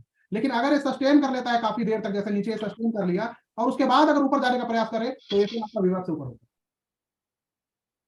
बस याद रखिएगा, ओपन होती है बाजार और नीचे आया फिर दोबारा ऊपर आ गया, तो एसेल हम हाई के ऊपर लगाएंगे या प्रीवियस हाई के ऊपर लगाएंगे। लेकिन अगर बाजार सस्टेन कर गया गिरावट को, एक गिरावट को सस्टेन कर गया, तो एसेल विवाद के ऊपर 2 क्लोजिंग, जैसे इसके ऊपर आया 2 क्लोजिंग करेंगे, क्लियर है? यहाँ एक क्लोज हुआ है, तो यहाँ पर फुल कैंडल भी क्लोज कर जाता है, ये जो हाई है यहाँ पे हॉरिजॉन्टल लाइन दे दीजिएगा कि इसके पास भी आ गया तो हमारी एसेल हो, यहाँ पे जहां से प्राइस मेजर रिजेक्ट किया हो उस जगह को एक बार लाइन जब हॉरिजॉन्टल आप खींच लेंगे इस प्रकार से, तो आपको वहां पे एक आइडिया मिल जाएगा।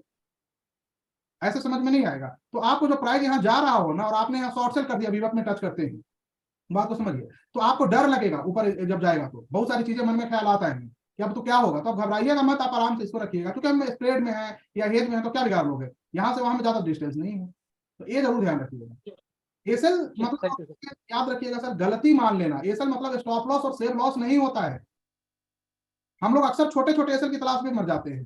छोटे एसेल तभी लगाएंगे जब आपकी एक्सपीरियंस उस हद तक आ जाएगी, अभी आप उसके बारे में नहीं सोचेंगे, क्लियर है? विशाल जायसवाल साहब, क्या क्वेश्चन है आपके? नमस्ते सर। सर मुझे जानना चाह रहे थे कि sir what is the difference between SL and system SL, जो आप सर बताते हैं, तो वो सिस्टम एसएल और एसएल क्या होता है, क्योंकि सर अभी हम इनिशियली स्टेज पर है ना, तभी हमें जानना था। देखिए, एसेल 2 प्रकार की होती है, एक एसेल होता है सिस्टम एसेल जो आपके सिस्टम में लगा हुआ हो, ठीक है, और एक जो एसेल होता है वो होता है कि क्लोजिंग बेसिस एसेल, जो सिस्टम में आपका लगा हुआ नहीं होता है। जैसा कि यूं समझिए, ये है रिलायंस, रिलायंस को हमने मान लीजिए बाय कर लिया 2536 पे, तो हमको एसेल लगानी है, ठीक है, तो हमने बाय कर रखा है तो हम सेल करेंगे ना, तो एस पे जाएंगे, सेल पे, और यहाँ पे जो भी हमें क्वांटिटी सेल करनी है, 100 करनी है, अगर 100 हमने लिया था, ठीक है, तो देखिए एसेल लिखा हुआ है और एसेल एम लिखा हुआ है ना, एसएल मतलब कि आपने अगर एसएल लगाया तो मार्केट प्राइस पे एसएल कट जाएगा। तो मार्केट प्राइस एसएल अब जीरोधा थोड़ा सा इसमें बंद किए हुए हैं, सबको नहीं करने दे रहा है। रीजन क्या है कि जो फ्री ट्रेड होता है उसके कारण। एक फ्री ट्रेड क्या होता है कि जो बड़ा पैसा पंटर है वो बड़े बड़े लंबे लंबे भी पूछ बनाएगा और सबका एसएल खा लेगा नीचे से, ठीक है, और उसके बाद वो ऊपर आकर क्लोज कर जाता है। तो उसके लिए ही एसएल एक। इसमें क्या है कि आपको एसएल अगर आपने लगा दी 2536 के लिए आपने 2500 पे से लगा दिया 2500 पे, ठीक है, और मार्केट शार्प फ्री ट्रेड होता है 2300 तक चली जाती है, तो उस ट्रेड में आपका एसएल नहीं कटेगा, आपको 2500 पे ही कटेगा। क्लियर है? मतलब आपने बाजार को कह दिया कि 2500 आओगे तो भी हम देंगे, नहीं तो नहीं देंगे आप। इस केस का अपना एक नुकसान बस इतना ही है कि कभी कोई दुर्घटना ऐसा जीवन में हो जाए, अचानक मार्केट ऐसे कर ले, तो उस केस में कभी कभी एसएल पूरा नहीं कट पाता है, तो वहां पे थोड़ा सा परेशानी होता है। ये आती ये है तो इसको सर सिस्टम एसएल कहते हैं। इसको। हाँ, तो ये एसएल हम लगाकर जो छोड़ दिए अपने सिस्टम में, जैसे हमने क्या किया, एसएल यहाँ लगा दिया और ट्रिगर प्राइस यहाँ पे हमने कर दी 2500 कर दिया, ठीक है, ये कर दिया, और यहाँ पे हमने प्राइस जितना है ट्रिगर प्राइस जितना करके एसएल लगाकर छोड़ दिया, ठीक है। लेजर प्राइस इसको भी कर लेंगे प्राइस से, ट्रिगर प्राइस से। ये फिगर प्राइस से कम होता है सर ये वाला? और एक है डे, एक है इमीडिएट और एक है मिनट। मतलब आपको जितना भी करना। दूसरा डिस्क्लोज क्वांटिटी, आपने यहाँ 100 क्वांटिटी ऐसे लगाया है, आप इसको 10 दिखा सकते हैं, मतलब यहाँ जो रहेगा उसका 10 दिखा सकते हैं, ठीक है। तो सामने वाले को यहाँ सिस्टम में जो बायर और सेलर देखते हैं लोग, उनको यहाँ 10 ही दिखेगा, ना कि 100 सेलर दिखेगा। बड़े बड़े पैसा क्या करता है, यही काम करता है। और आप लोग में से बहुत लोग देखेंगे सर बायर वॉल्यूम इतना है और सेलिंग वॉल्यूम इतना है, तो इसको नहीं देखना है। बहुत लोगों में मैंने गलती करते देखा है कि बायर और सेलर वॉल्यूम को देखते हैं। क्लियर है? एक और क्वेश्चन था सर। हेलो। हाँ पूछिए। सर मैंने सर ये IT20 सर 5000 क्वांटिटी खरीद रखी थी हाँ। सर 32.09 रुपीज पे सर। हम्म। तो सर ये मतलब हम सिर्फ 20 पे ही काम कर रहे थे। एक बार आपका पुराना वीडियो देखा था कि 20 में नुकसान नहीं होता, पैसा मरता नहीं है। तो IT20 में सर 1000-2000 कमाए थे, 500 यूनिट खरीदते तो आपकी हिम्मत देके 5000 खरीद दिए तो 32.09 पे फंस गए। वो गिर गई IT, अभी जो हाल में बढ़ी है तो पोजीशन दोबारा साइज मेंटेन नहीं की, पोजीशन हाँ जी, साइज मेंटेन करना है, पोजीशन को साइज भी तो करना है, इसकी बात समझे नहीं सर। पोजीशन साइजिंग भी करना है मेंटेन, ठीक है ना। जैसे पोजीशन साइज आपका कैपिटल मान लीजिए 10 लाख है, तो आप 10 लाख का नहीं लेंगे ना। फुल कहता है कि आप एक स्टॉक में 5% से ज्यादा कैपिटल का नहीं ले सकते, हाँ तो 5% होगा सर। तो फिर आप आराम से चिल मार के रहिए, कोई दिक्कत नहीं है, ठीक है, बढ़ जाएगा, भी कोई इशू नहीं है, ठीक है। ठीक है सर।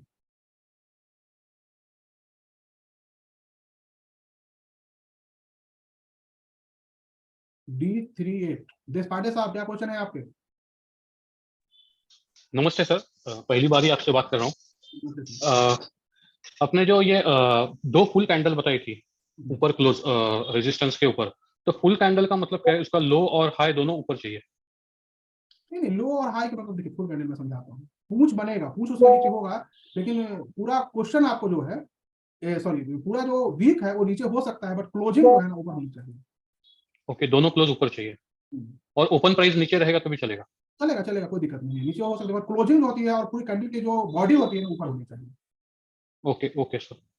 और एक परेशानी आ रही थी कि जैसा हम डे हाई का स्टॉप लॉस लेते हैं, तो कोई भी ऑप्शन लिया है तो क्या होता है कि टाइम बिंग वो उसका प्रीमियम ईटिंग के बाद डे हाई नहीं आता है, मगर ऑप्शन का जो लो होता है वो आ जाता है।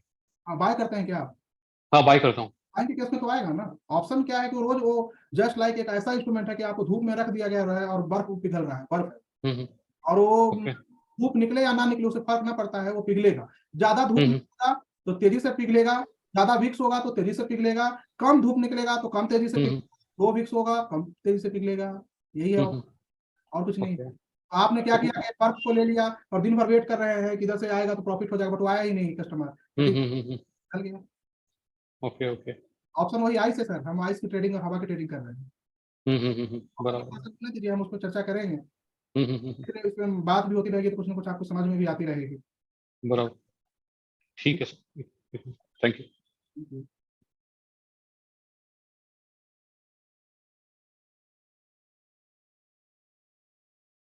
आप लोग अपना जूम आईडी रखेंगे ना तो मुझे क्वेश्चन लेने में बड़ा इजी होता है। अभी तो दीपक राठौर साहब, उनका जूम आईडी नहीं मिल रहा है।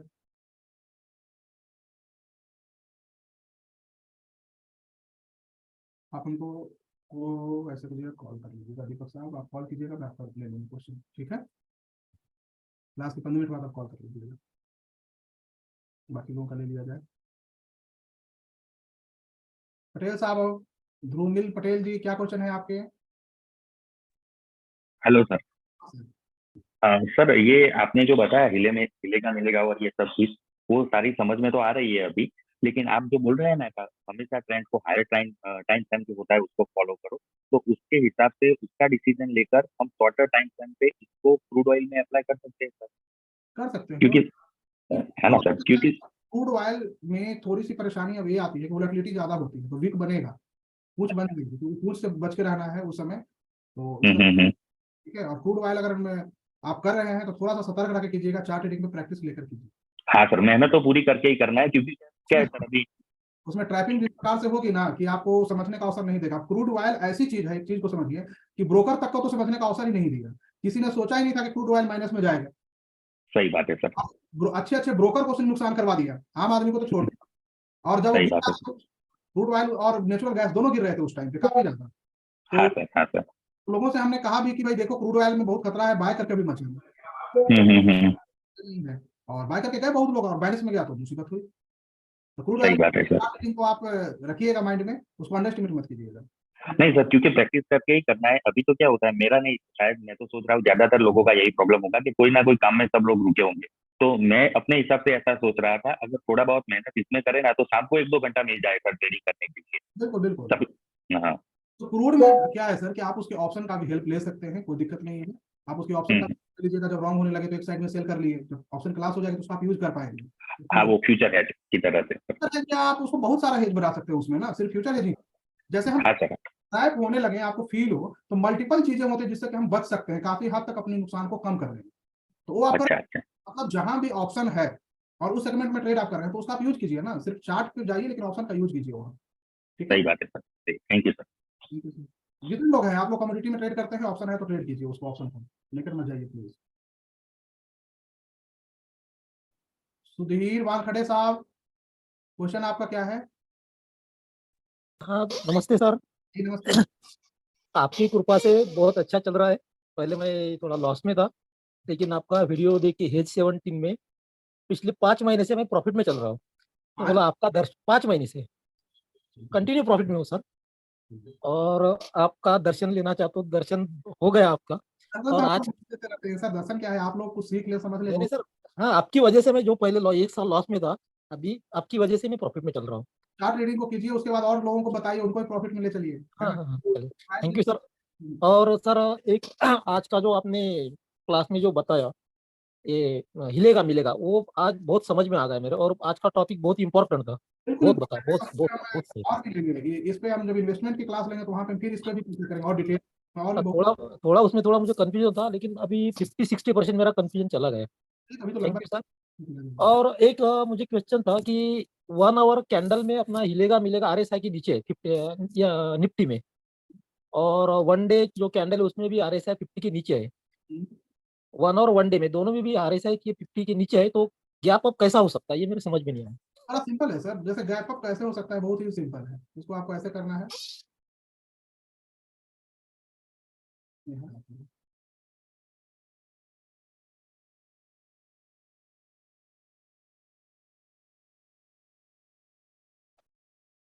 यहाँ पे सिंपली सर पिछला सपोर्ट खड़ा है, जहां पे पिछली बार बाजार में आई थी और तेजी से बाजार ऊपर निकल गई थी, तो बाजार के सपोर्ट पे ही आकर अपने आप को सपोर्ट लिया है। कल जो प्रीवियस सपोर्ट है वो नेक्स्ट सपोर्ट का काम करता है, याद रखिएगा, प्रीवियस रेजिस्टेंस नेक्स्ट रेजिस्टेंस का भी काम करता है। तो कल पे आके रुका है, ठीक है। यहाँ पे आके रुका है तो मैंने क्या कहा कि गैप अप भी हो सकती है और गैप डाउन भी हो सकती है, पर चांसेस गैप अप के बहुत ज्यादा हैं। रीजन क्या है कि मैंने आपको ट्रेंड इंटेंसिटी जो बताई है, ट्रेंड इंटेंसिटी कहता क्या है कि मैं अपने आप को कहीं ना कहीं कोशिश कर रहा हूं पलटने का। जैसे देखिए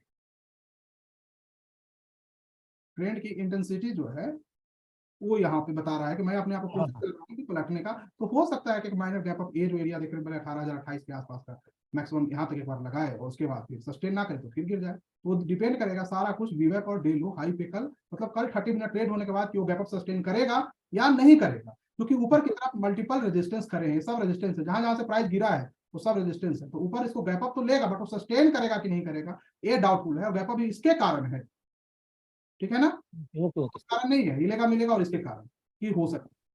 क्लियर है? क्लियर।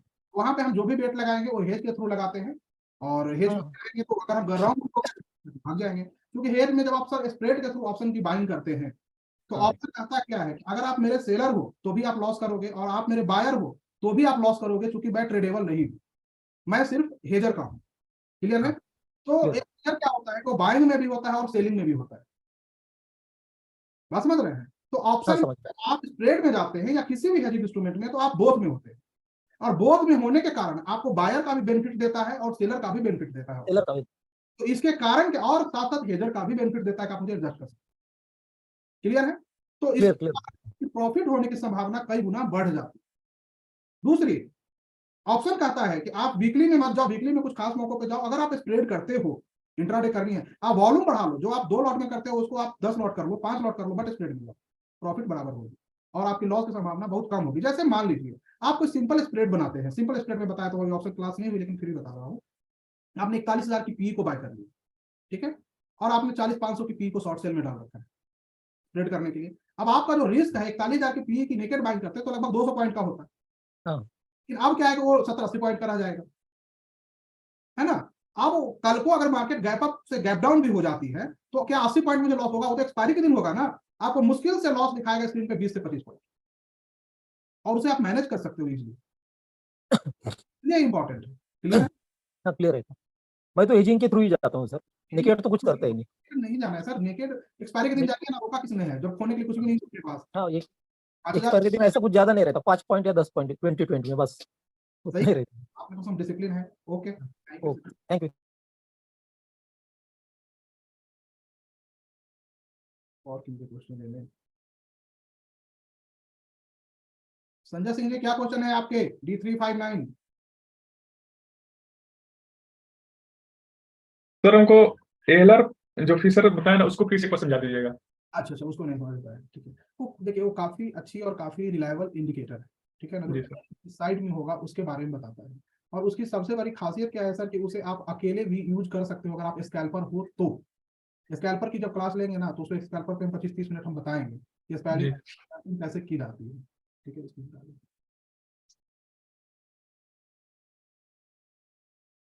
उसमें और भी चीजें हैं, तो इन्वेस्टमेंट की क्लास होगी ना तो वहाँ पे हम टेलर फिर बात करेंगे और डिटेल में। अभी तो मैंने आपको बताई कि आप रॉन्ग डिसीजन लेना बंद कीजिए। अभी देखिए काफी अच्छा एक इंडिकेटर है जो कि ट्रेंड को बता देता है, ट्रेंड किस साइड में जाने की कोशिश करेगा, और छोटे टाइम फ्रेम से बड़े टाइम फ्रेम सब में चलता है। अब जैसे देखिए मार्केट में यहाँ से टर्न लेनी है, वीवैप के नीचे है, सब कुछ है, लेकिन एलर सर आपका ये बाय में यहाँ दिखा दिया, तो ये क्या कर रहा है कि आप उठा के ऊपर ले गए, है ना। जी सर। यहाँ पे है आपका सेल में है, 0 से नीचे है तो ये नीचे की तरफ। क्लियर है? यहाँ से 0 से नीचे है और ये आपको वीवैप के भी नीचे है, तो डबल आपको एरिया दे दिया कि भाई हम डबल कंफर्मेशन दे रहे हैं कि मार्केट इस ओर जा सकती है। तो आप यहाँ पे कहीं भी कोई एसएल लगाकर वीवैप के ऊपर या प्रीवियस कोई भी रेजिस्टेंस के ऊपर आप वहाँ ट्रेडेबल इसको बना सकते हैं। तो सर इसका एक और क्वेश्चन था सर पिछले क्लास से कि सर जैसे ओपन है या ओपन लो बन रहा है फर्स्ट कैंडल में, तो सर कितना बड़ा कैंडल सर कैसे बताएंगे कि ये बड़ा कैंडल हो गया तो इसको ट्रेड नहीं करना है? यही बहुत अच्छा क्वेश्चन है। सर कुछ दिनों से फॉलो कर रहे हैं लेकिन मुझे समझ नहीं आ रहा था कि बड़ा कैंडल माने तो माने किस आधार पे। जैसे इसको देखिए कि कितने पॉइंट का ट्रेड हुआ है, 18,500 18,454 पे, तो लगभग आपको 100 पॉइंट के आसपास का कैंडल बन जाए तो उसको बड़ा कैंडल माना जाता है। ठीक है, 100 पॉइंट या उससे बड़ा बन जाता है तो आप बड़ा कैंडल बना है तो उस दिन मार्केट को कहीं ना कहीं रेंज मिलेगी। ओके, ठीक ठीक, थैंक यू।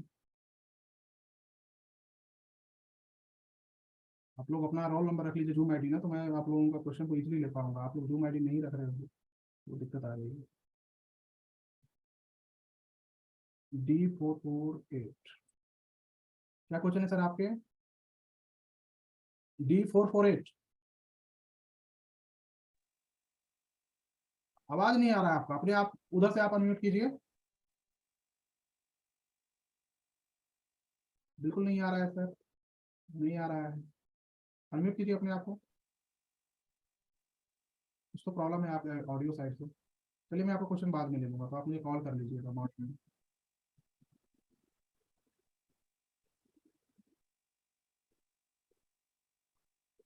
D460 अपना क्वेश्चन रखिए।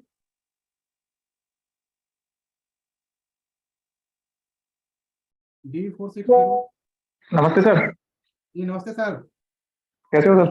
बढ़िया, आप लोग भी अच्छे से रहिए। क्या सर आपका आशीर्वाद है। सर मैं डाइवर्जेंस के बारे में थोड़ा पूछ रहा था, काफी दिन पहले सर, मैंने 5-6 महीने पहले ये देखा था कि सर जैसे जिस प्राइस पर नीचे स्ट्रेंथ दिखा रहा है, अब हम देखते हैं कि सर स्ट्रेंथ नीचे है लेकिन कुछ दिन बाद प्राइस वहीं पर चला जाता है, ये घोटाला क्या है? तो सर मैं उस टाइम पर कंफ्यूज था कि कुछ ना कुछ सर इसमें इंटरनल कुछ ना कुछ चलता है। देखिए सर, डाइवर्जेंस पे काफी ज्यादा डिटेल मार्केट में अवेलेबल है, बट जो भी ऑथेंटिकेट नहीं है, मतलब आप उसको यूज नहीं कर सकते हैं, कोई फायदा नहीं है। तो चलिए मैं उसको जी आप उसको यूज कैसे करेंगे। देखिए एक चीज याद रखिएगा, कोई भी चीज आप सर। किसी भी रिटेलर को ट्रैक होने के लिए अगर बाजार को गिरना है तो मार्केट जी। पहले बैकअप लेगी या प्रीवियस रेजिस्टेंस को तोड़ के उसके ऊपर एक क्लोज करने की कोशिश करेगी। अगर जी सर। बाजार को गिरना है तो ये काम होगा, और बाजार को अगर बढ़ना है तो पहले गैप डाउन होगी बहुत पैनिक वाली, ठीक है, और जी तेजी से बाजार ऊपर निकलेगा, आपको माल खरीदने का अवसर नहीं देगा। सर। वो नेचर है मार्केट की, मतलब आपको आम आदमी को पैसा नहीं बनाने देगा बाजार। तो उसके लिए ये सारी चीजें हैं कि आपको इसको समझना और इसका यूज करना है। जैसे कि देखिए यहाँ पे ये RSI हमारी कितनी है, 74 की है, जी क्लियर है। सर। बाजार यहाँ है, इसके नीचे आती है, फिर जब ऊपर जाती है तो ये ब्रेकआउट ले लिया, जी और RSI हमारा 74 से ऊपर आ गया है ना। जी तो जी इस सर। ये तो ट्रेंड ऊपर की ओर है, सही है, ये हमें फेल नहीं करवाएगा, उन्हें पैसा दे दिया, क्लियर है। सर। तो RSI सर जैसे 74 है, अब जी यहाँ पे कितना है, 91 92 है, जी यहाँ पे कितना है, 70 है, बट ये हाई जो है इससे ज्यादा है, नोटिस किए हैं। जी तो जी शॉर्टर टाइम में नहीं होनी चाहिए, ये अगर 2 साल 3 साल के बाद होती है या डे टाइम फ्रेम में मैं कहूँगी 9-10 महीने के बाद ही होती है तो हम वैलिड नहीं मानेंगे। लेकिन अगर जी महीने सर। 2 महीने के अंदर हो जाता है ये काम कि भाई प्राइस गिरा 92 से और दोबारा 70 जी के पास आ गया, बट ये हाई को ब्रेक कर दिया, जी तो इसका मतलब है कि कहीं ना कहीं ये हमें ट्रैप करेगा और हम गिरने ट्रैप कर रहा है। हम लॉन्ग पोजीशन नहीं बनाएंगे।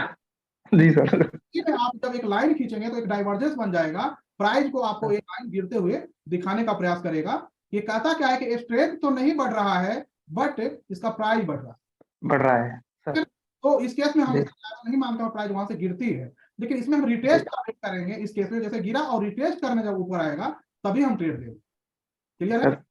सर सर एक क्वेश्चन और था, हैश 12 को सर कितने टाइम के बाद दिखाना चाहिए सर? ठीक है, 2:30 के बाद जनरली नहीं बनाना है। अगर 2:30 के बाद मार्केट में बोलिंजर बैंड ब्लास्ट हो गई, तब बना सकते हैं, लेकिन अगर बैंड 10 मिनट या 15 मिनट के टाइम फ्रेम पे ब्लास्ट नहीं हुआ है तो नहीं बनाना। जी सर। 10 मिनट या उससे ज्यादा के टाइम फ्रेम पे अगर बैंड ब्लास्ट हो जाती है तो आप 2:30 के बाद भी बना सकते हैं, लेकिन उसके 2:30 तक अगर ये काम नहीं हुआ तो फिर नहीं बनाना है, छोड़ दीजिएगा।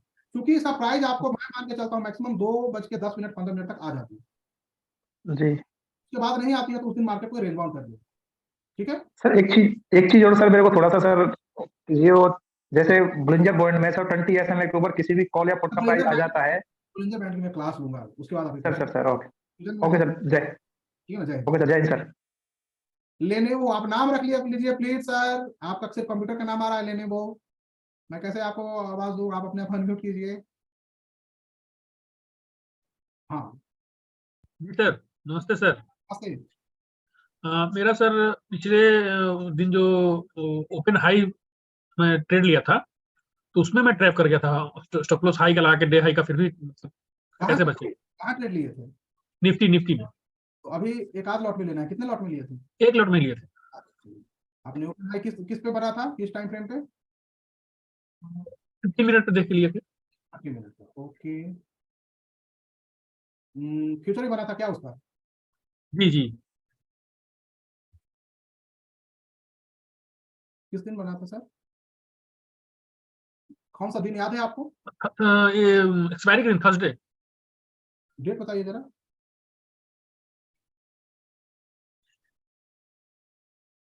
5 तारीख होगा। ओके 5। तो इसमें आपको ओपन हाई पे, कहाँ पे ओपन हाई था? स्टार्टिंग में ही बना था सर। 10 मिनट में बना होगा सर, है ना? जी तो मैंने भी टेलीग्राम पे अपडेट किया था ओपन हाई मेकिंग। हाँ वही वाला सर। आप तो इसमें ट्रैप कहाँ हुए आप? ये सेकंड कैंडल जो ग्रीन वाला ना उसमें स्टॉप लॉस कट गया। फुल कैंडल क्लोज होने दीजिए या इसका प्रीवियस हाई के ऊपर निकल जाएगा तो ओ तो कहाँ क्लोज हुआ है? मैंने लिखा ओपन हाई मेकिंग, जी जी सर। के बाद भी मैंने कहा था 11:30 के बाद ट्रेड लेना, तो इसके ऊपर फुल कैंडल क्लोज होने दीजिए ना। ये जी एक पैटर्न है, याद रखिएगा। अगर कोई ऐसे गिरा और दूसरा ग्रीन बन गया, ठीक है, जी और जी तीसरा दिन फिर से रेड बना के गिर गया, मतलब 3 फॉर्मेशन एक जगह पे हो गए ओपनिंग में, जी याद रखिएगा उस दिन कोई भी ऊपर मिले तो उसको सेल कीजिए, उसका हाई कैसे लगाइए, उस दिन बाजार लंबी गिर जाती है। जी सर। एक पैटर्न है, इसको याद रखिएगा माइंड में। जी sir, thank you sir. Thank you. अच्छा देखिए सर, बाजार में ऐसे बहुत सी चीजें हैं, अनंत चीजें हैं कि जो आपको जानने की आवश्यकता है, बट उसमें जो यूजफुल है सिर्फ आप उन्हीं को जानिए और उनको अपने नॉलेज बैंक में जमा कीजिए, और पास के जो भी माइंड में अलग चीज उसको निकालते जाइए, क्योंकि अनलर्निंग काफी हार्ड है, लर्निंग काफी इजी है। और लर्निंग आप कीजिए पहले, और इनको डालिए, और कल से मार्केट खुलेगी, इसको बाजार में चेक कीजिए इन चीजों को। कोई भी ट्रेड लेने से पहले पीआरपीएस को चेक करेंगे, कोई भी ट्रेड लेने से पहले देखेंगे वहां कोई रेजिस्टेंस या सपोर्ट है या नहीं है, नहीं लेंगे, वेट करेंगे वो पहले आओ। क्लियर है? इन जी सर। सारी चीजों के लिए आपके पास 15 मिनट का टाइम होगा, इस 15 मिनट में आपको सारा कैलकुलेट कर लेना है, और उसके बाद आपको एक्शन लेना है। ठीक है? Okay sir, thank you sir. Thank you. मैं चाहता हूँ आप लोग आने वाले 2 महीने के अंदर चार्ट रीडिंग में अच्छा कर लीजिए, फिर हम आगे की जर्नी करेंगे, बहुत इजीली आप लोग उसमें पैसा बना लेंगे। ऑप्शन क्या है, एक बार जान जाएंगे कैसे करना है तो करेंगे। सब नोट्स मिलेगी सर, आप ही लोग नोट्स बनाएंगे तो मिलेगी। कल्पेश थाड़ा जी, क्या क्वेश्चन है आपका? D6H। कल्पेश साहब अपने क्वेश्चन रखिए। गुड इवनिंग सर, कैसे हैं सर? सब बढ़िया है, आशा है आप भी अच्छे से होंगे कल्पेश जी। सर आपका थोड़ा आशीर्वाद मिल रहा है धीरे धीरे। जी, बिल्कुल बिल्कुल। क्या क्वेश्चन है? सर आपने सर जो पीआर और पीएस बताया और उसमें जोन बताया, तो सर वो डिफाइन कैसे करते हैं? ऐसे साथ में कभी कि कैंडल का क्लोज करना है या उसका लो हाई पे डिफाइन करना है? जैसे डिफाइन करने के लिए कोई जोन को आपको सिंपली क्या करना है, उसका लो और हाई को ले लेना है उस जोन का, ठीक है ना। जैसे कहीं भी आपको जोन डिफाइन करना हो, कहाँ किसी स्टॉक का नाम बताइए जहां आपको कंफ्यूजन हुआ हो। नहीं अपने Nifty bank Nifty Nifty bank Nifty में तो एक जोन को डिफाइन करने के लिए, जैसे देखिए यहाँ पे ये देख रहे हैं, तो यहाँ पे हमें देखा जाता है कौन सा प्राइस क्लोजिंग है, हाईएस्ट क्लोजिंग है आपकी जोन, ठीक है। और जोन के साथ साथ ये आपका रिटेस्ट पॉइंट भी हो गया, इसको और ऊपर ले चले, ठीक है। ये आपका रिटेस्ट मतलब दोबारा जब इस जोन में जाएगी तो मार्केट यहाँ रेजिस्टेंस इसको फेस करना पड़ेगा बाजार को, क्योंकि इस जोन को ब्रेक करने के लिए उसको तेजी से सुपर कैंडल बना के ऊपर निकल जाना, बड़ा कैंडल बना के, सुपर कैंडल मतलब बड़ी सी कैंडल, सब सुपर कैंडल तो काफी बिगर बनती है ना, जिसमें कि आपको पूरे दिन में मार्केट बेरिश या बुलिश होता है, वन साइडेड, मतलब कहीं भी ले लो आपको प्रॉफिट रहेगा, कहीं भी बेच दो आपको प्रॉफिट रहेगा, गैप अप या गैप डाउन होनी चाहिए, ठीक है। नीचे से गैप अप, ऊपर से गिर रहा है तो गैप डाउन, एक जोन बना दिया, क्यों? वन। क्लियर है? अब 6 डेज ट्रेड किया और इसकी क्लोजिंग, आप अगले दिन कोई भी पुट साइड का ट्रेड नेकेट लेके जा सकते हैं। नेकेट कौन सा लेंगे? इस एरिया का कोई स्ट्राइक को चुन के आप नेकेट उसकी बाइंग करेंगे। क्लियर है? किसी दिन क्लोजिंग कर गया नेकेट आप बाइंग करेंगे, या अगले दिन जब भी मार्केट खुलता है तो वीवा का उसका इफेक्ट यहाँ टारगेट पे आ जाता है। ट्रेड करने का जोन को या एफएन में जाएंगे या कैसे कोई क्वेश्चन, ठीक है, समझ में आ गया? आपकी आवाज कुछ इशू आ रही है। चलिए 2 क्वेश्चन और लेंगे, यार थक गया। जिनके क्वेश्चन आएंगे उनको मैं नोट्स भेजूंगा, तो उनसे आप पढ़ लीजिएगा तो समझ में आ जाएंगे, उसके बाद नहीं होगा तो हमसे बात कर लीजिए। महेश साहब, महेश अलहाद साहब, नमस्ते सर। नमस्ते। सर आज का जो आपका क्लास था उसमें पीआर पीएस से रिलेटेड आपने जो भी इंफॉर्मेशन दी है उससे रिलेटेड एक क्वेश्चन था। आईडीबीआई का जो अभी स्टॉक है उसमें अगर डे चार्ट में लगाता हूँ तो मुझे एक तो बोलिंजर बैंड का एक रेजिस्टेंस मिल रहा है और प्रीवियस रेजिस्टेंस भी है वहां पे। आईडीबीआई, यस, हाँ बिल्कुल है, यहाँ पे है ना, यहाँ पे सर प्रीवियस रेजिस्टेंस भी है और बोलिंजर बैंड का भी रेजिस्टेंस है, बिल्कुल। और मैं अगर इसके ऑल टाइम हाई अगर लगाता हूँ एंकर व्यू तो उसका भी रेजिस्टेंस, बिल्कुल। तो ये 3 अगर रेजिस्टेंस है तो क्या इसको मैं आवरली चार्ट पे अगर मुझे सेल दिखे तो ट्रेड कर सकता हूँ, ये ट्रेडेबल है? आवरली पे अगर सेल दिखे तो ट्रेड कर सकते हैं, कोई दिक्कत नहीं है, ठीक है। ओके, आवरली पे सेल दिखना चाहिए और इससे उसके हाई को। ओके, और एक था सर इससे ही इसमें अगर हम हिलेगा मिलेगा देखेंगे तो थोड़ा वो बाई की तरफ झुक रहा है, तो बाई की तरफ झुक रहा है, इसे तो मैं कह रहा हूँ कि इस बार आपने इसमें नोटिस नहीं किया एक चीज जो हुआ है, क्लोजिंग हाईएस्ट क्लोजिंग कहाँ थी इसकी?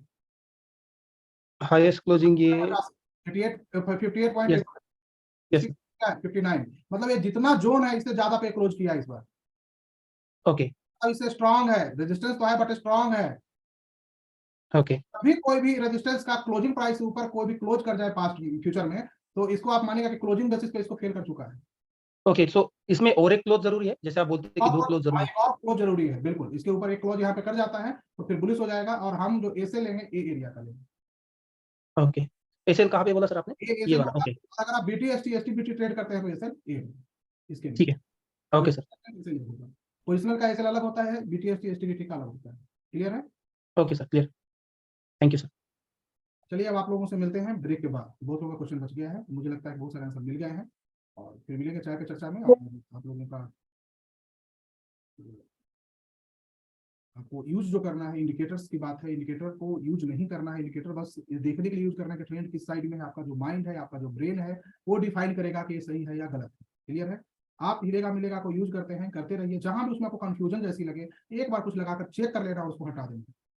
हम यहाँ सिर्फ इंडिकेटर सीखने नहीं आए हैं, हम यहाँ चार्ट को रीड कैसे करना है, ये हमारा मेन सीखने का पर्पज है कि आप प्राइस को रीड कैसे करते हो, कि प्राइस किस तरह जा सकती है। ठीक है? बीटीएसटी में मतलब होता है buy today sell tomorrow, STBT मतलब होता है सेल टुडे बाय टुमारो, जो कि 3:25 के बाद हम ये ट्रेड लेते हैं। किसी भी स्टॉक में अगर ये संभावना होती है कि भाई बीटीएसटी हम ले जाना है, तो उसको कल गैप अप होनी चाहिए, तब बीटीएसटी वालों को फायदा होगा। एसटीबीटी वाले में गैप डाउन होनी चाहिए तो। क्लियर है? क्योंकि बहुत लोग आप लोग ये भी नहीं जानते हैं, इसलिए मैंने बता दिया है। चलिए मिलते हैं फिर आप लोगों से जल्दी ही, और वीडियो वगैरह हो सकता है कि आज शाम तक या मॉर्निंग तक आप लोगों को मिल जाएगा। नोट्स वगैरह आप लोग बनाइए, जिनका भी नोट्स बेस्ट होगा उनको मैं आप लोगों तक पहुंचाने का काम जरूर करूंगा, और उससे भी रीड कीजिए और बाजार को देखते रहिए, बैठ कर चेक कीजिए कि क्या करना है। ठीक है? हमें आने वाले 2 मंथ में आप लोगों की चार्ट रीडिंग बेहतर चाहिए, और अगर वो हो जाता है तो उसके बाद कोई दिक्कत फिर आगे नहीं होगी। जरूर आप एक कहोगे नहीं सर मेरा तो ट्रेड, क्योंकि आपका ट्रेड नॉर्मली अच्छा जाएगा,